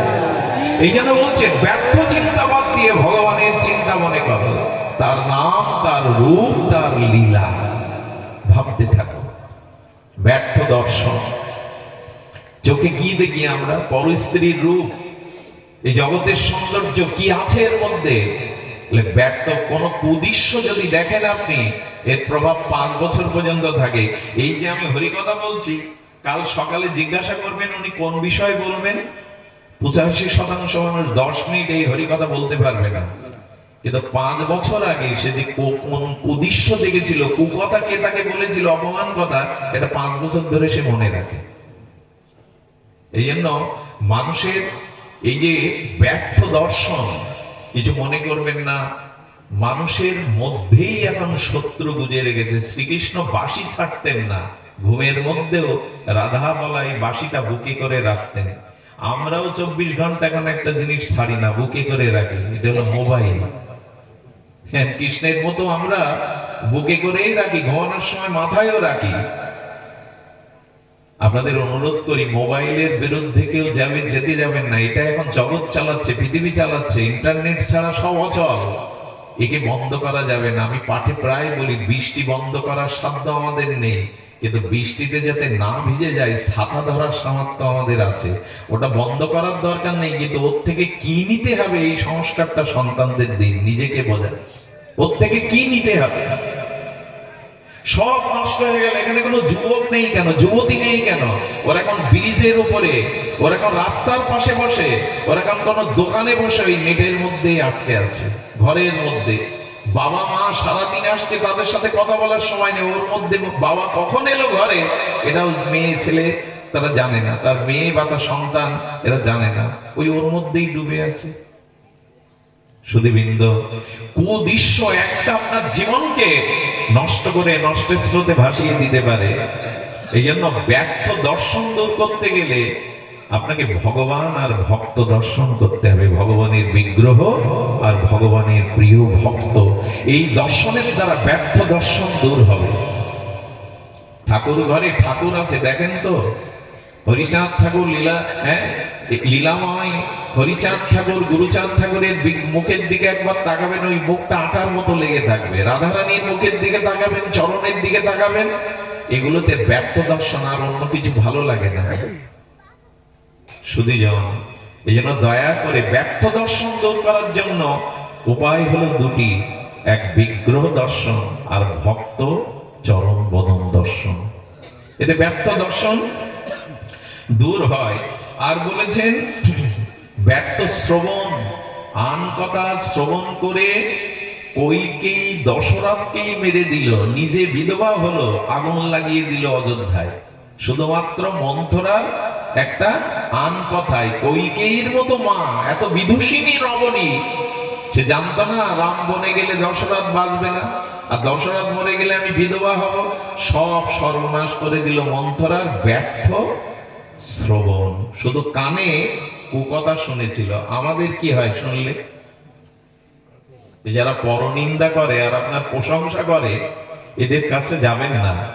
পরনিন্দা যারা করে আর আপনার প্রশংসা যারা করে, এদের থেকে দূরে থাকবেন। একটু তেল দিয়ে দাও যদি থাকে, এদের থেকে দূরে থাকবেন। এদের থেকে দূরে থাকলে, না থাকলে কি হবে? ব্যর্থ শ্রবণ হবে। আমি বেশি দূর যাব না, দুটো রোগের সারা কথা বলেছিলাম। একটি হলো হৃদয়। হরি কথা যদি শ্রবণ করেন, এই হৃৎকর্ণ রসায়ন কথা হৃদয়ের রোগ সারিয়ে দেবে। আর এই হৃদয়ের রোগ যদি একবার সেরে যায়, তাহলে আপনার জীবনে আর এই হৃদরোগ যেটা, অর্থাৎ ব্যর্থ চিন্তন, অশুভ চিন্তন আপনার হৃদয়ে আসবে না। অনুরোধ করছি, হরি কথাকে হৃদয়ে দিন, কর্মে দিন। এটাই আমাদের সুস্থ হওয়া, প্রেম ভক্তি পাওয়ার উপায়। সুধীজন, এই লীলা কথা, হরি কথা যারা শ্রবণ করেন, তাদের জীবনে কি প্রাপ্ত হয়, কয়েকটি লীলা বলেই আমরা পাঠ বিশ্রাম দেব। সুধীবৃন্দ, হরিকথা শ্রবণের দ্বারা আমাদের জীবনে, সাধুসঙ্গ হরিকথা শ্রবণের দ্বারা আমরা যেটা প্রাপ্ত হতে পারি, সেটা অভূতপূর্ব। আমাদের কর্মবায়ের কথা মনে আছে আপনাদের? উনি হরিকথা শুনতে গিয়ে শুনলেন যে ভগবানকে ভাবে অনুরাগে যদি সেবা দেওয়া যায়, ভগবান সেবা গ্রহণ করেন। বিশ্বাস করুন, কর্মবায় উত্তরপ্রদেশে শুনুন কি করলো জানেন? জগন্নাথের জন্য খিচুড়ি রাঁধে। কেন রাঁধে জানেন? পুরীতে জগন্নাথকে বাল ভোগ দিতে 9টা বেজে যায়। আর এই জগন্নাথের ক্ষুধা লাগে, ওরা কি বোঝে না? এই সরল গ্রামের কর্মবায় সে কি করে জানেন? সকালে উঠেই খিচুড়ি রাঁধে, রেখে ডাকে, জগন্নাথ তোমাকে 18 বার প্রসাদ দেওয়া হয়, বেলা 9টা বেজে যায়, এসো না জগন্নাথ, এসো। ওই যে শুনে এসছে ভাগবত পাঠে, শ্রবণে কি হয় দেখুন, তার ভিতরে জেগে গেছে যে জগন্নাথকে অনুরাগে সেবা দিলে তিনি গ্রহণ করেন।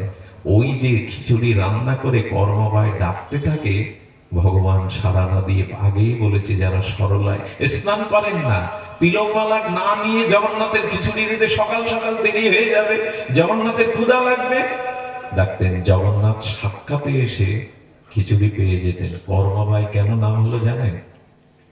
যেদিন দেরি হতো রাঁধতে, জগন্নাথ এসে বলছে তাড়াতাড়ি করো মা, তাড়াতাড়ি করো মা। এই যে করমা বলতে বলতে ওনার নাম হয়ে যায় করমাবাই। কি হলো জানেন? একদিন সাধু এসে দেখছে সকালে স্নান নাই, সকালে তিলক মালা নাই, রান্না করে জগন্নাথকে ভোগ লাগাচ্ছে, ওনাকে প্রসাদ দিয়ে। বলে তোমার হাতে আমি প্রসাদ পাবো না, জগন্নাথও পাবে না। বলে কেন বাবা? বলে স্নান করতে হয়, তিলক মালা আহ্নিক সেরে ভগবানের রান্না করতে হয়। বলে আমি তো জানি না, কাল থেকে করবো বাবা। বলে তোমার এখানে পাবো না, আর এভাবে দিলে জগন্নাথও পাবে না। সকালে উঠে উনি কি করেছে জানেন? জগন্নাথ জগন্নাথ ভাবতে ভাবতে ভাবতে ভাবতে স্নান করেছেন, তিলক নিয়েছেন। এদিকে জগন্নাথ ওই ভক্তির টানে, প্রেমের টানে এসে দাঁড়িয়ে বলছেন, মা বড় ক্ষুধা লেগেছে। সেদিনের ঘটনা, মাত্র 500 বছর আগে উত্তরপ্রদেশে ঘটে যাওয়া এই ঘটনা। বলছেন মা তাড়াতাড়ি করো। বলেন সাধু বলে দিয়েছেন স্নান করতে হবে, তিলক নিতে হবে, তবে তোমাকে রাঁধতে হবে। জগন্নাথ বিদায় নিয়েছেন, মন্দিরের দুয়ার খুলবে, মন্দিরের দুয়ার খুলবে বলে বিদায় নিয়েছেন। কি হয়েছিল জানেন মা? জগন্নাথ তার সেবককে দিয়ে বলেছেন ওই সাধুর কাছে যাও, গিয়ে সাধুকে বলে এসো যেন বুড়িমাকে বলে আসে এত কিছু আচরণ করে ছেলের জন্য মাকে রাঁধতে হয় না, মা ছেলের জন্য রাঁধবে এই জন্য তাকে এ করতে হয় না, ওকে গিয়ে বলে এসো। সুধীবৃন্দ, এই এই এই যে ব্রাহ্মণকে, একে ভগবান জগন্নাথ তার পান্ডাকে পাঠিয়ে বলছেন, শোনো পান্ডা, জগন্নাথ কাল ওনার দুয়ার থেকে না খেয়ে ফিরে এসেছে, তোমার যুক্তির মতো বলো তো, সন্তানকে খাওয়ানোর জন্য মায়ের খুব স্নান করা লাগে, তিলক মালা নেওয়া লাগে? বুড়িমা তো জগন্নাথকে সন্তান জ্ঞান করেন। বুড়িমার কাছে কি বললো, মা তোর এই ভক্তির কাছে জগন্নাথ বাধা, আমার শাস্ত্রের নিয়মে বাধা না, প্রেমে বাধা। মা তুই ওইভাবেই দিস, কাল ফিরে গেছে আমার কারণে। দেখুন, নিয়মের থেকে ভক্তি অনেক বড়। অনেকেই আছে এত নিয়মের কড়াকড়ি, ওখানে ভক্তি দাঁড়াতে পারে না। ভক্তি একটা অনন্য জিনিস, স্বতন্ত্র জিনিস। কি করেছে জানেন? এই বুড়িমা জগন্নাথকে প্রতিদিন ওইভাবে খিচুড়ি দিত। একদিন কি হলো জানেন? একদিন এই কর্মমা জগৎ থেকে বিদায় নিল। আর সেদিন যে ঘটনা পুরীতে ঘটেছিল জগন্নাথ লীলায়, সেটি বিস্ময়কর। জগন্নাথের মন্দির খুলে দেখছে জগন্নাথের চোখে জল, বিন্দু বিন্দু চোখ দিয়ে প্রেমাস্ত্র গড়িয়ে পড়ছে। পান্ডারা বলছে আমাদের সেবায় কোনো অপরাধ হলো ঠাকুর? জগন্নাথ আজও কথা বলে, নাহলে ওরকম একটা বিগ্রহ দেখতে 30 লক্ষ লোক পুরীতে যায় রথযাত্রায়, কাঠের একটা বিগ্রহ দেখতে, চোখ বড় বড় দেখতে যায়। জগন্নাথ আজও সাক্ষাৎ। জগন্নাথ বললেন, না তোমাদের কোনো অপরাধ না, আমার মা আজ সকালে নিত্য লীলায় চলে গেছে। কে তোমার মা? বলো ওই কর্মাবাই, প্রতিদিন ভোরে উঠে ব্যাকুল হয়ে ভিক্ষালব্ধ টন্ডুল দিয়ে আমার জন্য খিচুড়ি রাঁধতো। আজ মার কত বড় মনে করছে। এই দেখুন ভক্তের হৃদয়। সেই দিন থেকে জগন্নাথ ঘোষণা করলেন, আমার মায়ের নামে আমাকে বালভোগটা খিচুড়ি দিয়েই দিও। সেই দিন থেকে পুরী ধামে আজও সকালবেলায় কর্মবাইয়ের নামে খিচুড়ি ভোগ, বালভোগ লাগানো হয়। একদিনের হরিকথা তার হৃদয়ে এমন এমন সহজতা এনে দিল, এমন হৃদয়ে প্রাপ্তি এনে দিল। হ্যাঁ, জানেন আমাদের উড়িষ্যা থেকে প্রায় 30 কিলোমিটার দূরে এক গরিব গৃহী বাস করত, 2 সন্তান। কিন্তু ওই জগন্নাথের প্রতি তার আস্থা, জগন্নাথের প্রতি তার বিশ্বাস, এই জন্য আয় করতে পারে না। কখনো উপবাস, কখনো না খেয়ে থাকা। 2 দিন দুর্ভিক্ষের কারণে 2 দিন সন্তানের মুখে মা অন্ন দিতে পারেনি। স্বামীকে বলল, মা পারে না, ক্ষুধার্ত সন্তানের ক্ষুধার্ত মুখ, তাদের আহারের আবেদন মা সহ্য করতে পারে না, একটা উপায় করো। সারা রাত কেঁদে কেঁদে মনে করেছে এদের এইখান থেকে নিয়ে যেতে হবে। গিন্নিকে কি বললো জানো? আমার এক বন্ধু আছে, অনেক বড় হৃদয়, আর সে অনেক বড় ধনী। তার কাছে গেলে সে আমাদের উপযুক্ত আহার দেবে, থাকার জায়গা দেবে। চলো আমরা ভোরবেলা তার উদ্দেশ্যে 30 কিলোমিটার পথ, পারবে না? বলো ক্ষুধার জ্বালায় মরার থেকে তোমার বড় লোক বন্ধুর কাছে চলো। এই বন্ধু কার কথা মনে করেছে জানেন? তার জগন্নাথের কথা। যেতে যেতে বলছে, জগন্নাথ, আমি বড় মুখ করে আমার স্ত্রী সন্তানদের বলেছি আমার বান্ধব আছে, তুমি তুমি এদের বিশ্বাসটা নষ্ট করো না। তুমি অন্তত একটা কৃপার দ্বারা আমার এই বলা বিশ্বাসটাকে নষ্ট করো না। এই যে সরল হৃদয়ের চোখের জলে নিবেদন জগন্নাথের হৃদয়ে পৌঁছে গেছে। পুরীতে পৌঁছে সন্ধ্যা হয়ে গেছে। বললো, কই তোমার বন্ধু? বলে, আসবে, কথা দিয়েছে, এখানে বসো, আসবে। সন্ধ্যা গড়িয়ে যায়, খোদায় কাতর তার 2 সন্তান মাকে বারবার বলতে থাকে, মা আর পাচ্ছি না, কিছু দাও খেতে। কই তোমার বন্ধু? সান্ত্বনা দেওয়ার জন্য এখানে এনেছো, এই জগন্নাথ পুরীর মন্দিরের সামনে সান্ত্বনা দেবে বলে এনেছো? বলো, না গো, আমার বন্ধু কথা দিয়ে কথা খেলাপ করে না, একটু অপেক্ষা করো, হয়তো সে আসবে। ক্ষুধায় যখন স্ত্রী সন্তান ঘুমিয়ে গেছে, জেগে জেগে বলছেন, কি গো, কথা রাখবে না তুমি? কথা তুমি রাখবে না? ওদের কাছে আমার অবিশ্বাসী হতে হবে? রাত যখন কেন আসছে না জানেন? তখন তো ভিড় আছে চারিদিকে, সেবকগণ যখন বিশ্রামে গেছে, চারিদিকে নিস্তব্ধতা। কি বলবো আপনাদের, জগন্নাথ মাথায় করে তার সমস্ত ভোগের থালা সাজিয়ে নিজে আসছেন। এনে ডাকছে, বন্ধু একবার তাকা, ওদের ডাকো। সন্তান স্ত্রীকে ডাকার পরে বলছে, ওগো, বলেছিলাম না আমার বন্ধু আসবে, বিলম্ব হচ্ছে, এই দেখো বন্ধু মাথায় করে আমাদের জন্য প্রসাদ এনেছে, এই দেখো। সুধীজন, প্রসাদটা সামনে রাখাতে ওই যে দিব্য গন্ধ, ভগবান যে প্রসাদ গ্রহণ করে তার একটা দিব্যতা থাকে, চিন্ময়তা থাকে, ওই গন্ধেই ওদের ক্ষুধা তৃষ্ণা ক্লান্তি দেয়। বলে, গন্ধ এমন, ক্ষুধা নেই, ক্লান্তি নেই। বন্ধুকে বলছেন, এটা পাও, তোমরা বসে পাও, কাল আমি আবার আসবো। এমনি করে তাদের অন্ন জোগাতে লাগলো। ক্ষুধা তাদের আর ছিল না, জগন্নাথ তাদের সব ব্যবস্থাই করেছিলেন। দেখুন, ভগবানকে স্মরণ করুন। আমাদের মাধব দাস বাবাজি 80টা বছর জগন্নাথের সেবা করেছেন। তিনি জগন্নাথের বন্ধু ছিলেন, বিবাহ করেননি। 3 দিন ধরে পুরীর সমুদ্র তীরে বসে বসে জগন্নাথের ধ্যান করছেন, জগন্নাথের লীলা স্মরণ করছেন, খায়নি। কি বলবো, রাত্রে আজও একটা সোনার থালায় জগন্নাথকে 56 ভোগ দেয়া হয়। ওটা লক্ষ্মী দেবী দেন, সাজিয়ে রাখা আসে পান্ডারা। যদি জগন্নাথের ক্ষুধা লাগে লক্ষ্মী দেবী দেন। মধ্যরাত্রে জগন্নাথ লোককে, আমি আপনাদের গল্প শোনাতে এত পথ এখানে আসেনি। জগন্নাথ বলছে, লক্ষ্মী আজ আমার মুখে যাবে না, এই 56 ভোগ আজ আমার মুখে যাবে না। কেন প্রভু? আমার ভক্ত অভুক্ত থাকলে আমার মুখে কিছু ওঠে না। ওই দেখো আমার মাধব দাস 3 দিন ধরে আমি স্মরণ করছে, অথচ ও মুখে অন্ন দেয়নি। বিশ্বাস করুন, এই জন্য ভগবানের সেবার থেকে ভক্ত সেবা বড়। যেখানে ভক্ত সেবা নেই ওখানে ভগবান গ্রহণ করে না। ভক্ত সেবা বড়, ভগবানের সেবার থেকে ভক্ত সেবা বড়। ভগবান বলছেন, লক্ষ্মী আমার আজ মুখে রুচবে না, তুমি এক কাজ করো, তুমি মাথায় করে আমার মাধবের থালাটা রেখে আসো দুয়ারের কাছে। দুয়ারের কাছে লক্ষ্মী দেবীকে পাঠাচ্ছেন। অনেকেই বলে, ভজন করব, হরি নাম করব, তো সংসার চলবে কি করে? গোবিন্দ বলেছিলেন, লক্ষ্মী যে সর্বস্ব আমাকে অর্পণ করে আমার ভজন করে, তুমি দিনে 10 বার তার দুয়ারে উকি মেরে দেখবে তার ঘরে ভক্ত সেবার জন্য কোনো ব্যবস্থা আছে কিনা। 10 বার দেখবে তুমি। আরে লক্ষ্মী দেবী তো গোবিন্দের পদ সেবা করেন ভগবানের। আর যারা ভগবানের হৃদয় বুকে নিয়ে সর্বদা স্মরণ করে, লক্ষ্মী দেবীকে পাঠান তাদের দ্বারে, যাও দেখে এসো। এই জন্য সাধু কখনো খাবো কি, থাকবো কোথায়, এই চিন্তা করলে পথে আসা যায় না, জুটে যায়। জগৎ বিধাতা, জগৎ ধাতা, বিধাতা তিনি জুটিয়ে দেন।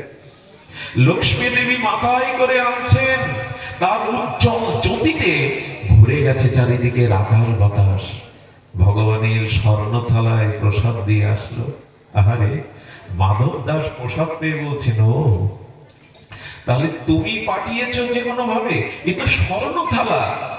জগন্নাথের প্রসাদ পেল, ভগবানের নিবেদিত প্রসাদ পেলে কি হয় জানেন?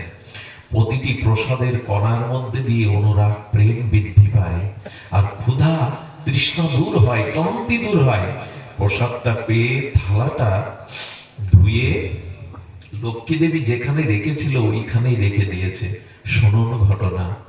সকালবেলা পান্ডা মন্দির খুলে দেখে এই জগন্নাথের ইতিহাস ঐতিহ্যের এই স্বর্ণ থালা আর নাই, চুরি হয়ে গেছে।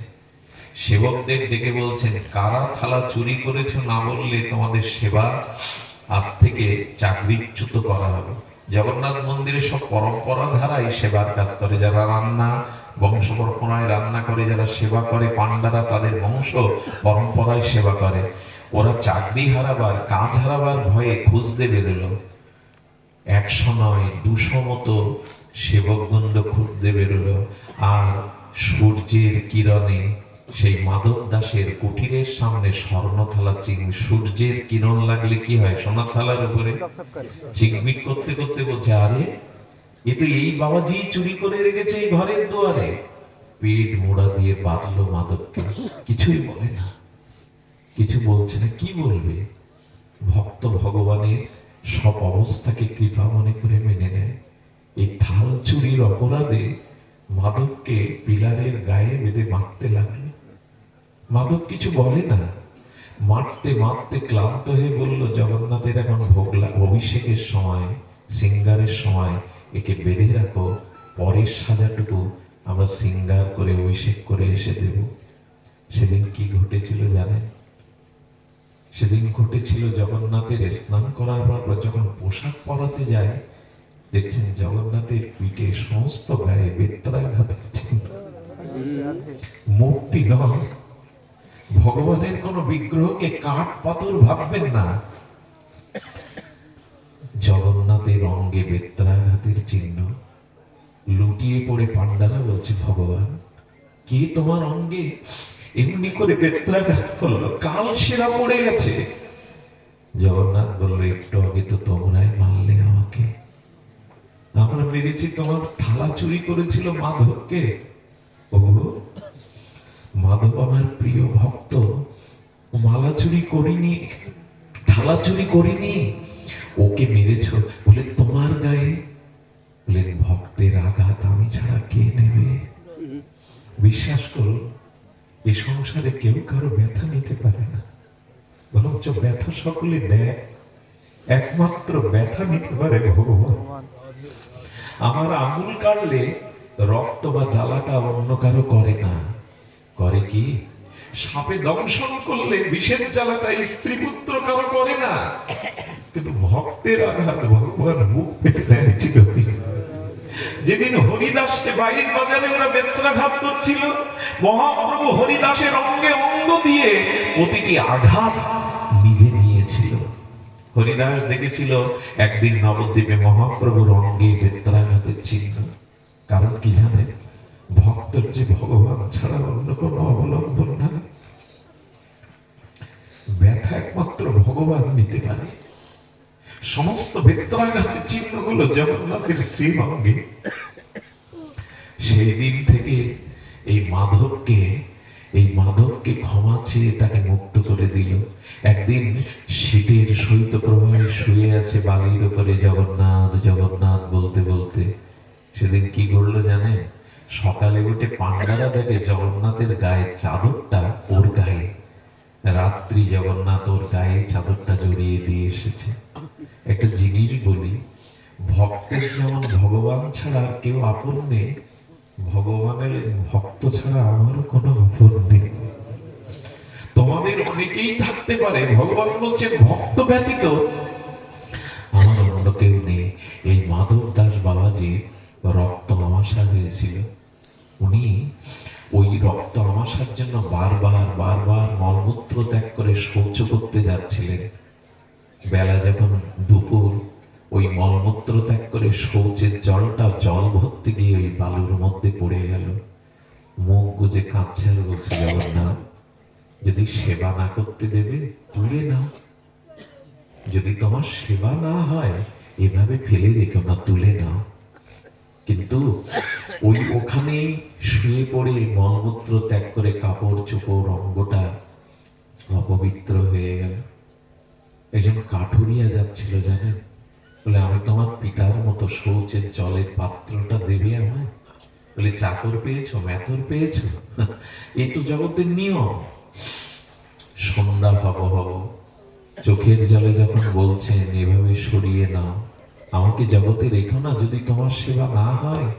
সুধীবৃন্দ হঠাৎ দেখছে কে যেন তার মলমূত্র জল ঢেলে পরিষ্কার করে দিচ্ছে। পেছন ফিরে তাকিয়ে কি দেখলো জানেন? পৃথিবীতে শাস্ত্রে এগুলো লেখা হয়নি, সাক্ষাৎ জগৎত্রাতা প্রভু জগন্নাথ এসে আত্মার প্রিয় ভক্ত মাধবের মলমূত্রগুলো ধুয়ে দিচ্ছেন জল দিয়ে। মাধব দাস চোখের জলে বললেন, আর কেন কলঙ্ক দিচ্ছ আমায়? এই কাজ তোমার না প্রভু, এই কাজ তোমার না, তুমি এটা করে কেন আমাকে কলঙ্কিত করছো? প্রভু আর না। আচ্ছা প্রভু, তুমি তো আমার মলমূত্র ধুয়ে দিতে এসছো। বলে, মাধব আমি ছাড়া যে তোমার কেহ নাই, আমি ছাড়া যে তোমার কেউ নাই, কে করবে? বলে, একটা কাজ করো না, রোগটা সেরে দাও। এটা তো তোমার করা লাগবে না, রোগটা সেরে দাও। কি অভূতপূর্ব কথা শুনুন। বললে, তোমার এই রোগ আমি সারাতে পারি, সারাবো না। একটা জিনিস বলি, ভগবানকে ভালোবেসে বলবেন না রোগ সারিয়ে দাও, বিনিময় করবেন না। তবে একটা জিনিস বলি, প্রারব্ধ যদি রোগ হয়ে আসে ওটা ভোগে শেষ করুন। কারণ এই প্রারব্ধটার ভোগের জন্য আবার জন্ম নিতে হবে আপনার। প্রারব্ধ ভগবানও ক্ষয় করে না, প্রারব্ধটা ভোগ দেয়। এই জন্য দুঃখ কষ্ট এলে ভক্ত মেনে নেয়, আমার প্রারব্ধ ক্ষয় হয়ে যাক।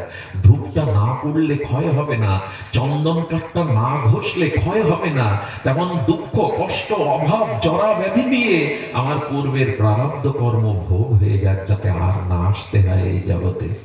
ভগবান বললেন, মাধব তোমার এই রোগ আমি সারিয়ে দিতে পারি, দেব না, কারণ এই প্রারব্ধটুকু ভুগে গেলে আর তোমাকে আমি জগতে পাঠাবো না। আমার জগতে আমার চিন্ময় লীলাতেই তোমাকে নিয়ে যাব, আর তোমাকে আসতে হবে না। তবে বলছেন রোগ আমি, এই জন্য ভগবান ভক্তদের দুঃখ কষ্ট দিয়েও রাখে কেন জানেন? প্রারব্ধটা ভোগ। তবে ভক্তের দুঃখটা ভগবানের কৃপা মনে করে, ভগবানের করুণা মনে করে। মাধব তখন বলছেন, প্রারব্ধ সারাবে না, মলমূত্র ধুয়ে দিচ্ছ, এটা কি তোমার কলঙ্ক নয়?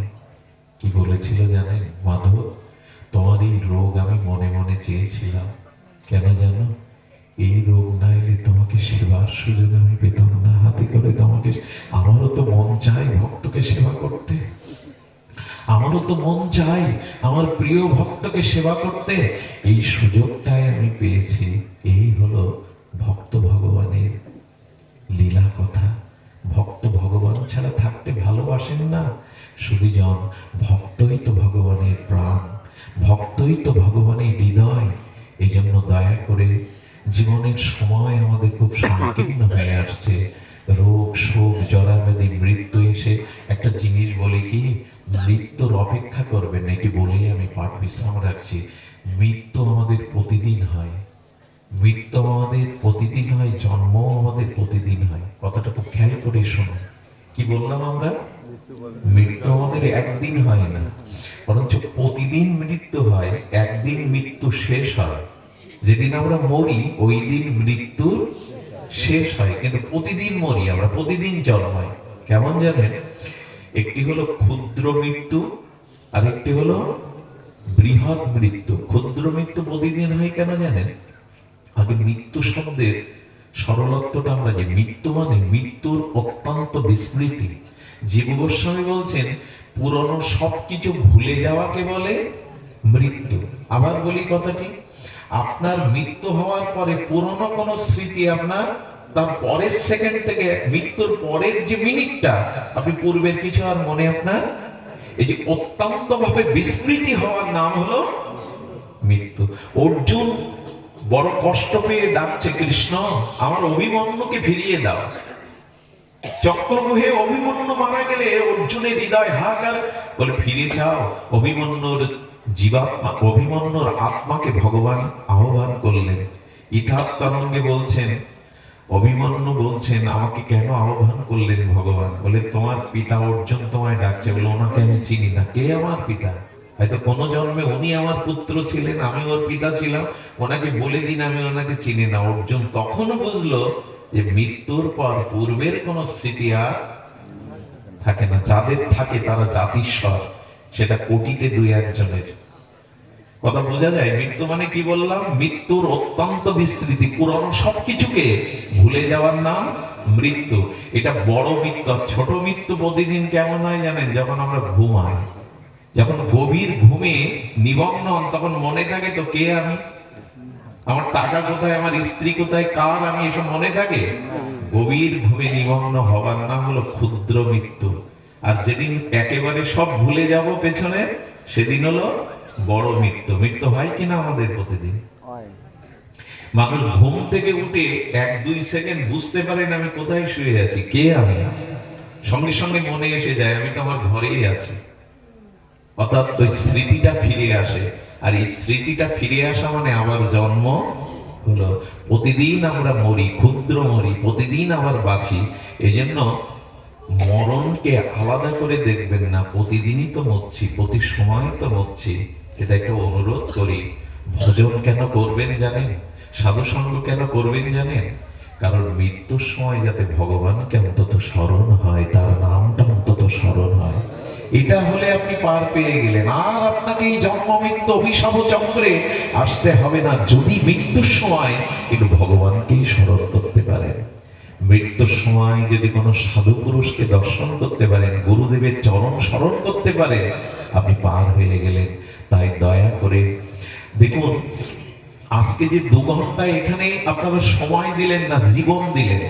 অনেকেই বলে কি জীবন আলাদা সময় আলাদা, না, এই যে সময়টা কাজে লাগান। আচ্ছা, এমন কি আপনারা জীবন বাড়ি রেখে এসে সময় এখানে এনেছেন? এমন কি বলবেন আপনারা? জীবন বাড়ি রয়েছে আর আপনি এখানে সময় নিয়ে এসেছেন, এরকম কি বলা যাবে? অর্থাৎ সময়ের সাথে সাথে আপনি জীবনটাও এখানে দিচ্ছেন। তাই জীবনটা সাধু সঙ্গ, হরিকথা, ভগবত চিন্তনে দিন। সময় আর জীবন আলাদা না। সময় দেওয়া মানে জীবনই দেওয়া। আপনাদের এই 2 ঘন্টা জীবন আপনার ভগবানকে দিলেন, হরিকথাকে দিলেন। এই আয়ুটা ভগবান কোনো না কোনো জন্মে এই সময়টা আপনাকে ফিরিয়ে দেবে তার সান্নিধ্যে। যে আমার লীলা কথায় সময় ব্যয় করে, ওই সময়টা আমি তাকে আবার কোনো জন্মে আমার সান্নিধ্যে ফিরিয়ে দিই। তাই আসুন আমরা ভগবানকে স্মরণ মনো, ব্যর্থ চিন্তা, ব্যর্থ দর্শন আমরা যেন না করি, ব্যর্থ ভাষণ এগুলো যেন না করে ভগবানকে স্মরণ করি। আর এই যুগে হরি কথা কান দিয়ে শ্রবণ আর জিউ দিয়ে হরির নাম কীর্তন, এই দুটোই হোক আমাদের আগামী দিনের চলার পথে ভগবানের চরণে প্রেম ভক্তি পাওয়ার একমাত্র উপায়। আপনাদের মঙ্গল হোক।